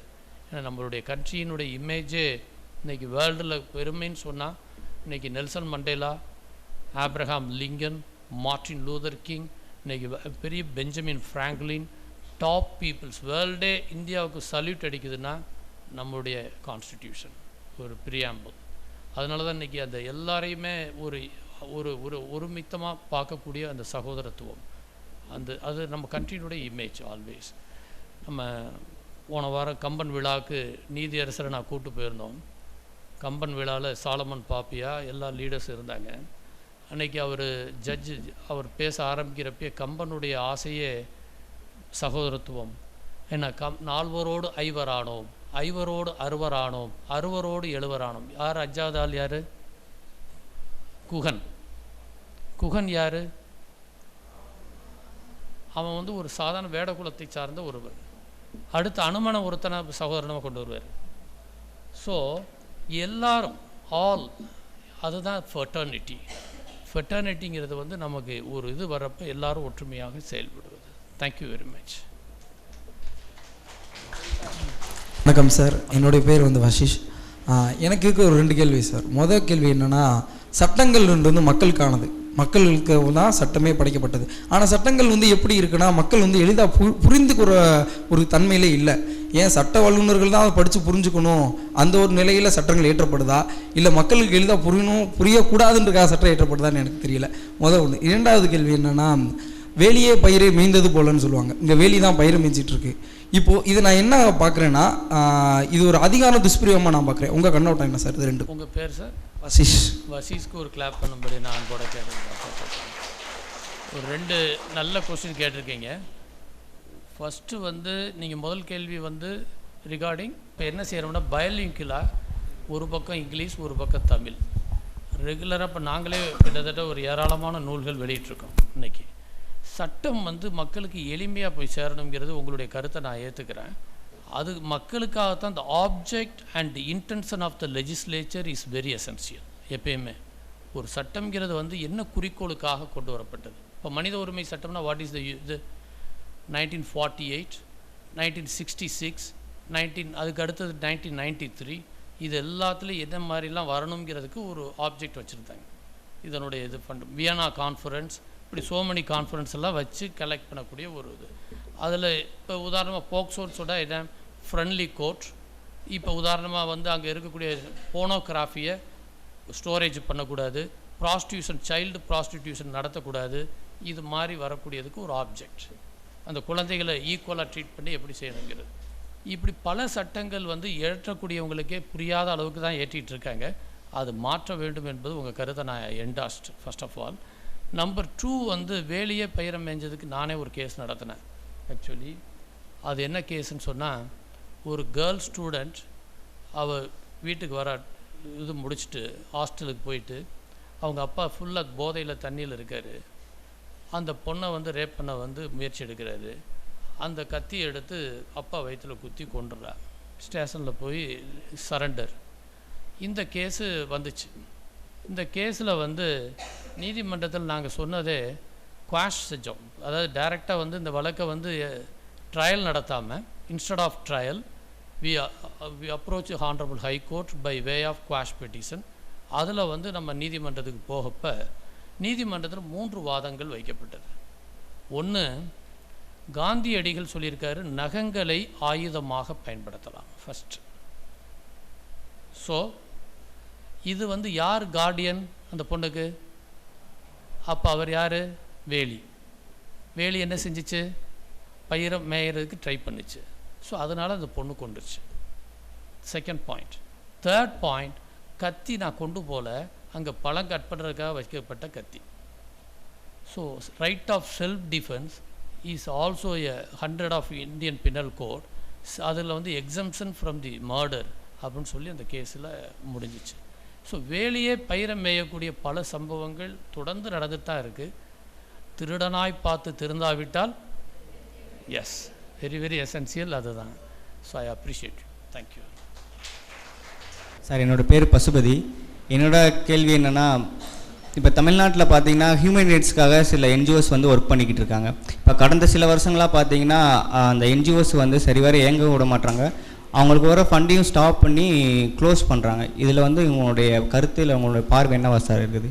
இல்லை, as per the act section year 1993 கொண்டு வரக்கூடிய மனித உரிமை சட்டத்தில் பிரிவு 12 அவேர்னஸ் கொடுக்க வேண்டியது எல்லாருக்கும் கடமை. இப்போ நம்ம காலேஜ் இன்றைக்கி செய்கிறாங்க.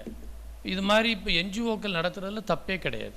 ஏன்னா இது மாதிரி மக்களுக்கு போய் சேரணும்ல. பல பேருக்கு சட்டமே தெரியாதில்ல. ஹியூமன் ரைட்ஸ்னால் எங்கே போய் கொடுக்கறது, என்ஹெச்ஆர்சினா நேஷ்னல் ஹியூமன் ரைட்ஸ் கமிஷனாக எது, ஸ்டேட் ஹியூமன் ரைட்ஸ் கமிஷனாக எது, இன்டர்நேஷ்னல் திகேக்கில் எங்கே இருக்குது, சர்வதேச நீதிமன்றம் எங்கே இருக்குது, நமக்கு எப்படி வந்து இன்றைக்கி யார்கிட்ட போய் அணுகிறது, லோக்கல் போலீஸ் தப்பு பண்ணால் யார்கிட்ட போகிறது, இப்போ வந்து நமக்கு தீவிரவாதிகள் இதில் வந்து இந்த அவங்கள வந்து ஒடுக்கிறதுக்கு என்னென்னலாம் செய்கிறது, ஜெயிலில் ரிஃபார்ம்ஸ் என்னென்னலாம் பண்ணுறது, இப்படி பல கேள்விகள் வரக்கூடிய நேரத்தில் ஒரு முக்கியமாக நம்ம பார்க்க வேண்டியது என்னென்னு சொன்னால், என்ஜிஓக்கள் இருந்து அவங்க இந்த மாதிரி பணிகளை செய்யலாம், ஆனால் மிஸ்யூஸ் பண்ணக்கூடாது.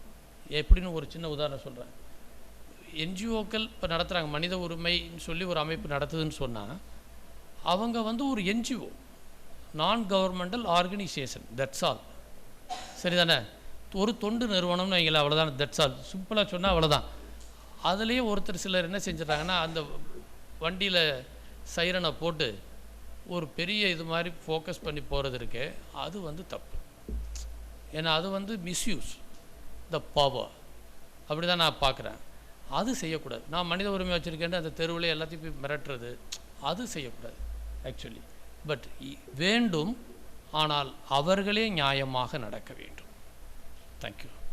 Good morning sir. என்னோட பேர் வந்து Oviya from MSW first year. I have 2 questions.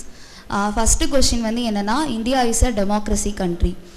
நீங்கள் சொன்ன மாதிரி இந்தியாவில் வந்து எல்லா உரிமைகளும் இருக்குது. சமத்துவ உரிமை, சுதந்திர உரிமை, சமயச்சார்பு உரிமை, இந்த மாதிரி நிறைய உரிமைகள் இருக்குது. ஆனால் அதே உரிமைகளை வந்து தவறாக வந்து பயன்படுத்தப்படும் போது ஒரு மனிதன் வந்து அந்த உரிமைகள், மனித உரிமைகளை வந்து பயன்படுத்திக்கிறதுக்கான வரையறைகள் என்ன, இந்த சமுதாயத்தில் மனித உரிமைகள் பாதுகாக்கப்பட வேண்டியதில் ஒரு சமுதாயத்தோட பங்கு என்ன அப்படிங்கிறது வந்து ஃபர்ஸ்ட் கொஷின். செகண்ட் கொஷின் வந்து நிறைய சோஷியல் ப்ராப்ளம்ஸ் இருக்குது, அதுக்கான லெஜிஸ்லேஷன்ஸ் இருக்குது. ஆனால் அந்த சட்ட திட்டங்கள் வந்து ஏன் இன்னும் கடுமையாக்கப்படலை, அந்த சட்டங்களும் சரி தண்டனைகளும் சரி ஏன் இன்னும் கடுமையாக்கப்படலை அப்படிங்கிறது second question sir. Second question முதல் சொல்கிறேன். அதாவது நீங்கள் எதிர்பார்க்குறது என்னென்னா, திருடுனா இப்போ அரப் கண்ட்ரியில் வந்து ரேப் பண்ணால் நடு ரோட்டில் வச்சு அவனை ஹேங்கிங் கொடுத்துருவாங்க. திருடுனா கையை வெட்டிடுவாங்க. தட் இஸ் கால்டு ஊனுக்கு ஊன் சட்டம். அந்த சட்டம் வந்து டிட் ஃபார் டட் சொல்லக்கூடிய ஒரு பெரிய சட்டங்கள். பட் நம்ம கண்ட்ரியே வந்து ஒரு நமக்கு வந்து வேறு பேட்டர்ன், கம்ப்ளீட்டாக ரிஃபர்மேட்டிவ் தியரி. நம்ம இதை வந்து இதை வந்து பட் சட்டங்கள் கடுமையாக இருக்குது. உதாரணமாக ரேப் பண்ணுறாங்கன்னா, கேங் ரேப், சைல்டு பண்ணி பண்ணுறாங்கன்னு சொன்னால் நோ ஆன்டிசிபேட்டரி பெயில். ஒருத்தர் ஜாதியை சொல்லி அவமானப்படுத்தி பேசிட்டா, இன்சல்ட் ஒரு attempt to insult on the ground of அன்டச்சபிலிட்டின்னு சொன்னால் நோ ஆன்டிசிபேட்டரி பெயில். இப்போ இருக்குது, சட்டத்தில் இருக்குது, கிளியராக இருக்குது. ஆனால் அது மக்களுக்கு போய் சேரலை. உண்மையாக சொல்லப்போனால் இப்போ போக்சோவுக்கு ஹேங்கிங், நோ பரோல், ஜெயிலில் ப்ரீமெச்சூர் ரிலீஸ் கிடையாது. உடனடியாக அண்ணா பிறந்த நாள், எம்ஜிஆர் பிறந்த நாள், அவர் பிறந்த நாள், இவர் பிறந்த நாள் முன்னாடியே 10 வருஷத்துலேயே வெளியே வருது கிடையாது. நோக்கு பரோல் கிடையாது. இதெல்லாம் ரொம்ப ஸ்ட்ரிக்டாக இருந்தால் கூட மக்களுக்கு போய் இந்த சட்டங்கள் சேரவில்லை. ஆக்சுவலி அதுதான் மேஜர். பனிஷ்மெண்ட் வந்து சிவியராக இருக்குது. இப்போ இந்த ஒரு கேஸ், இந்த க்ரைம் எகென்ஸ்ட் விமன் எஸ்பெஷலின்னு சொன்னால் அதை எவ்வளோ நாளைக்குள்ளே விசாரிக்கணுங்கிறதுக்கு ஒரு டிசைட் பண்ணியிருக்காங்க. ஆனால் அது வேகமாக போய் சேரலை. உண்மையாக சொல்லப்போனால் ஃபேமிலி கோர்ட்டில் டைவர்ஸ் கேஸுன்னு தாத்தாவே ஆயிடுறான். நம்மகிட்ட வந்து நிற்கிறப்ப பரிதாபமாக இருக்கும். அவன் வந்து நம்ம ஹைகோர்ட்டில் இன்றைக்கி 3 கேஸ் எனக்கு மதியம் இருக்குது மீடியேஷனில். ஹஸ்பண்ட் அண்ட் ஒய்ஃப் வந்து அந்த நிற்கிற கீழே அவன் பாவம் ஃபேமிலி கோர்ட்டில் 24 வயசில் போட்டிருப்பான் கேஸை. அவன் அப்போயே தாடி வளர்க்க ஆரம்பிச்சிடுவான். 2 திருவள்ளுவராக நான் பார்ப்பேன். அங்கே ரொம்ப அங்கே வந்து கோர்ட்டில் எங்கள் முன்னாடி நிற்கிறப்ப அப்படியே அந்த ஒய்ஃபையும் பார்த்தா பரிதாபமாக இருக்கும், ஹஸ்பண்டை பார்த்தா பரிதாபமாக, இந்த பிள்ளைகளை பார்த்தா ரொம்ப வேதனையாக இருக்கும் எங்களுக்கு. ஏன் இதை சொல்கிறேன்னு சொன்னால், நம்ம டைம் பவுண்ட் வந்து எப்பயுமே லாவில் இருக்குது, ஆனால் நடைமுறைப்படுத்துறதுல இல்லை. ஓப்பன்லி சொல்ல போனால். அதனால் நீங்கள் கேட்ட கொஸ்டின் வெரி குட் கொஸ்டின். ரெண்டாவது, ஃபண்டமெண்டல் டியூட்டிஸ், ஃபண்டமெண்டல் ரைட்ஸ் கான்ஸ்டியூஷனில் வெரி எசென்சியல். இப்போ உதாரணமாக இந்தியாவில் எங்கே வேணாலும் போய் நம்ம தொழில் தொடங்கலாம். நமக்கு வந்து even right to education is a fundamental right, article 21A. Right to நமக்கு வந்து இப்போ freedom of speech is a fundamental right. இப்போ right to information is also a fundamental right, article 19 வருது. இப்போ ஒரு தகவல் வேணும்னு சொன்னால் நம்ம வந்து யார்கிட்ட வேணாலும் எப்படி வேணாலும் கலெக்ட் பண்ணுறதுக்கு சட்டத்தில் வந்து 1 பைசா செலவழிக்காமல் நம்ம கலெக்ட் பண்ண முடியும். We are now very simple. நமக்கு ஒரு மனு மட்டும் எழுதி இம்மிடியட்டாக நம்ம போட்டால் இன்றைக்கி இருக்கக்கூடிய எல்லா ப்ராஜெக்டையும் நம்ம தெரிஞ்சுக்கிற முடியும். சென்ட்ரல் ஜெயிலில் எத்தனை விமன் கைதிகள் இருக்காங்க, எத்தனை பேர் குழந்தையோடு இருக்காங்க, என்னென்னங்கிறது ஒரு இது கேட்டிங்கன்னா ஆட்டோமேட்டிக்காக கிடச்சிரும். முந்தைய இன்ஃபர்மேஷனே நமக்கு கிடைக்காது. இப்போ இன்ஃபர்மேஷனே ஃபண்டமெண்டல் ரைட்ஸ். பட் எல்லாத்துலேயும் வயலேஷன் இருக்குது.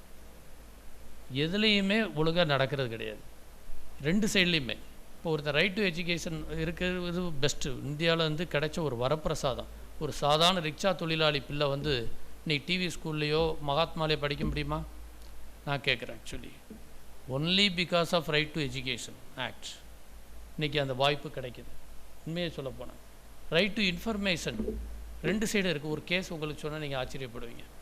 அதாவது ரைட் டு இன்ஃபர்மேஷனில் பல விஷயங்கள் வாங்கிட்டு தான் எங்கள்கிட்ட வந்து கோர்ட்டில் நாங்கள் ஜெயிப்போம். எல்லா கேஸ்லேயுமே பெரும்பாலான கேசஸ் எவிடன்ஸ் கிடைக்கும். பட் சில கேஸில் என்ன செய்வான்னா அனுமார் டைல் கேஸ்னு ஒன்று இது. 30 வருஷம் மேட்ரை 10,000 கேள்வியை கேட்டு ஒருத்தன் வந்து கேள்வி கேட்டிருந்தான். அவன் பார்த்துட்டு அந்த ஆஃபீஸர் மயங்கி விழுந்துட்டான். இன்ஃபர்மேஷன் ஆஃபீஸர் எப்படி சொல்ல முடியும்? 30 வருஷம் மேட்ரு அவன் எப்படிங்க இன்ஃபர்மேஷன் தர முடியும்? அது வெறும் கேள்வியாக வளைச்சி கேட்டிருக்கான். ஸோ அது மாதிரி இது வந்து ராங்காகவும் மிஸ்யூஸ் பண்ணக்கூடாது. ஸோ வி ஆர் ஹேவிங் 2மே இருக்குது. ரைட்ஸ் அண்ட் டியூட்டிஸ் இருக்குது. டியூட்டிஸ் செய்கிறதுக்கு நம்ம தயாராக இருக்கணும் எப்பயுமே. What is the fundamental duties? 11 duties is there. One is தேசிய கொடியை மதிக்கணும், தேசிய தலைவர்களை மதிக்கணும், நம்முடைய வன விலங்குகளை பாதுகாக்கணும், பொது சொத்தை பாதுகாக்கணும், கலெக்டிவ் எனர்ஜியை கனெக்ட் பண்ணணும், சயின்டிஃபிக் டெம்பரை பாதுகாக்கணும், இன்றைக்கி எல்லா சில்ட்ரன்ஸுடைய வெல்ஃபேருக்கு இருக்கணும், ஏரிகள் குளங்களை பாதுகாக்கணும், புராதன சின்னங்களை பாதுகாக்கணும். இப்படி 11 இது நமக்கு ஒரு ஆப்பர்ச்சுனிட்டி கொடுத்துருக்கு. பட் இப்போ ஏதாவது தேவைப்பட்டுச்சுன்னா இந்தியாவுக்கு ஒரு ஃபைட் வருதுன்னா நம்மளே மிலிட்ரியில் போய் சேரணும் வாலண்ட்ரியாக. இந்தியாவுக்கு தேவைப்படுதுன்னா நம்ம ரெடியாக இருக்கணும். Not only military, not only பேரா மிலிட்ரி, சிஎஸ்எஃப் நம்ம ரெடியாக இருக்கணும். நம்மளே போகிறதுக்கு கண்ட்ரிக்கு ஒரு அதர் கண்ட்ரி ஏதாவது ஒரு வார் வருதுன்னு சொன்னால் இதெல்லாமே தீஸ் ஆர் ஆல். இதெல்லாம் நமக்கு வந்து கட்டாயப்படுத்தலை, ஆனால் நம்ம செய்யணும்னு நம்மளுடைய 1976 இது கொண்டு வந்தாங்க. 42 அமெண்ட்மெண்ட்ஸில் இந்தியன் கான்ஸ்டிடியூஷனில் 51A கொண்டு வரப்பட்டுச்சு. பட் சேம் டைம் நமக்கு உரிமைகள் கடமைகளையும் 2யுமே செயல்படுத்துறதுக்கு எல்லாருக்கும் இதை முதல் டீச் பண்ணி கொண்டு போகணும். அதுக்கு தான் இன்றைக்கி நம்ம இந்த ஒரு எஃபர்ட்ஸ் எடுத்திருக்காங்க. So I am appreciate you. Thank you. Thank you.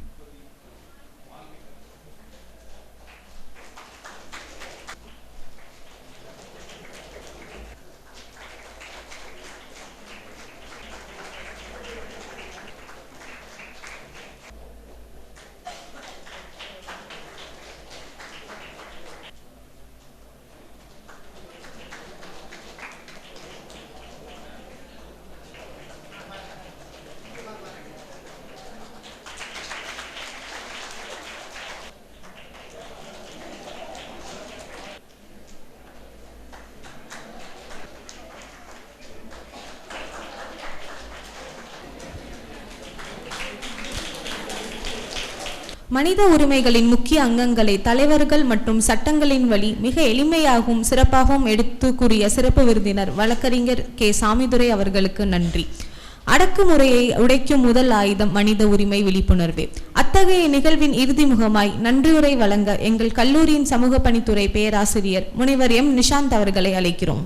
Madurai சமூக அறிவியல் கல்லூரியின் department of social community development ஏற்பாடு செய்துள்ள மனித உரிமை நமது அன்றாட தேவையின் அவசியம், ஹியூமன் ரைட்ஸ் எவ்ரிடே எசென்ஷியல் என்ற தலைப்பில் ஏற்பாடு செய்துள்ள இந்த கருத்தரங்கில் நன்றியுரை வழங்குவதில் பெரும் மகிழ்ச்சி அடைகிறேன். இன்றைய சிறப்பு விருந்தினர் மிக அருமையான கருத்துக்களை, மனித உரிமை தொடர்பாக நிறைய கருத்துக்களை எடுத்துரைத்தார். குறிப்பாக அவரோட பேசின விதம் எனக்கு ரொம்ப பிடிச்சிருந்தது. ரொம்ப அழகான டோன், அடுக்குமொழியில் ரொம்ப அருமையாக பேசினார்.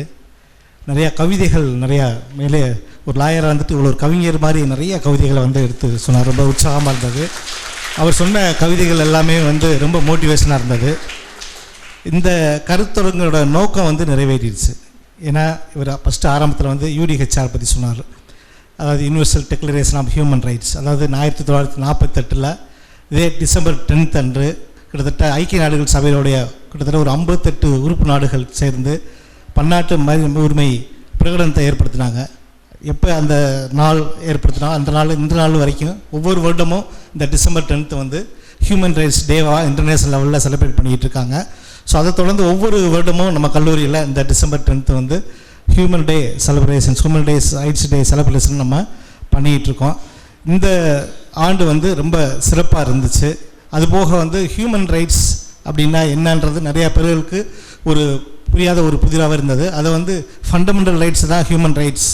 எப்போ ஒரு ஃபண்டமெண்டல் ரைட்ஸ் வந்து வயலேட் பண்ணப்படுதோ அப்போ தான் ஹியூமன் ரைட்ஸ் வயலேட் பண்ணப்படுது அப்படின்ற விஷயங்களை வந்து ரொம்ப அருமையாக கருத்துக்களை வந்து எடுத்து சொன்னார். அது போக நிறையா கேஸ் ஹிஸ்ட்ரியும் நிறையா சொன்னார். சார் வந்து லாக்அப் டெத் நடந்த அஜித் குமார் கொலை வழக்கு, ஜெயராஜ் பென்னிஸ் கொலை வழக்கு பற்றி சொன்னார். அதுபோல் இன்டர்நேஷ்னல் நடக்கக்கூடிய இஸ்ரேல் பாலஸ்தீனத்துடைய இன்டர்நேஷ்னல் ஹியூமன் ரைட்ஸ் வயலேஷன் பற்றி ஒரு கவிதையாகவே ரொம்ப அருமையாக எடுத்து சொன்னார். அதுபோக மாணவர்கள் வந்து கேட்கக்கூடிய ஒவ்வொரு கொஷினுக்கு ரொம்ப பொறுமையாக பதில் சொல்லக்கூடிய ஒரு சிறப்பு விருந்தினர் அட்வொகேட் சாமிதுரை சார் அவர்களுக்கு கல்லூரி நிர்வாக சார்பாகவும் மாணவர்கள் சார்பாகவும் ஆசிரியர்கள் சார்பாகவும் நெஞ்சார்ந்த நன்றிகளை தெரிவித்துக் கொள்வதில் மற்றற்ற மகிழ்ச்சி அடைகிறேன். அதனைத் தொடர்ந்து சிறப்பு விருந்துடன் வந்திருக்கக்கூடிய சாரோட சன் அட்வொகேட் விஷ்ணு அவர்களுக்கும் கல்லூரி சார்பாக நன்றிகளை தெரிவித்துக் கொள்கிறேன். அதே போல் எங்கள் கல்லூரியில் நடக்கக்கூடிய ஒவ்வொரு நிகழ்விற்கும் எங்களுக்கு அனுமதி கொடுத்து எங்களையெல்லாம் உற்சாகப்படுத்தி இந்த கல்லூரியை வளர்ச்சி பாதையில் எடுத்து நடத்தி கொண்டிருக்கிற எங்களுடைய கல்லூரி செயலர் mister TV Dharman Singh sir அவர்களுக்கும் இந்த கருத்தரங்களை நன்றிகளை கூறுகளை கடமைப்பட்டுகிறோம். அதனைத் தொடர்ந்து இந்த கருத்தரங்கில் வரவேற்புரை ஆற்றிய நமது கல்லூரி முதல்வர் முனைவர் பி ஜெயக்குமார் சார்களுக்கும் நன்றிகளை தெரிவித்துக் கொள்கிறேன். இந்த கருத்தரங்கின் சிறப்பு விருந்தினரை அறிமுகம் செய்த நமது பேராசிரியர் குருமூர்த்தி சார் அவர்களுக்கும் அந்த நேரத்தில் நன்றிகளை தெரிவித்துக் கொள்கிறேன். அதே போல் இந்த கருத்தரங்கை ஏற்பாடு செய்வதற்கு ஒத்துழைப்பு கொடுத்த அனைத்து பேராசிரியர்களுக்கும் அதே போல் கம்யூனிட்டி டெவலப்மெண்ட் ஸ்டூடெண்ட்ஸ் மற்றும் முதுகலை 1ஆம் ஆண்டு 2ஆம் ஆண்டு சமூக பணி மாணவர்களுக்கும் என்னுடைய நன்றிகளை கூறி விடைபெறுகிறேன். நன்றி.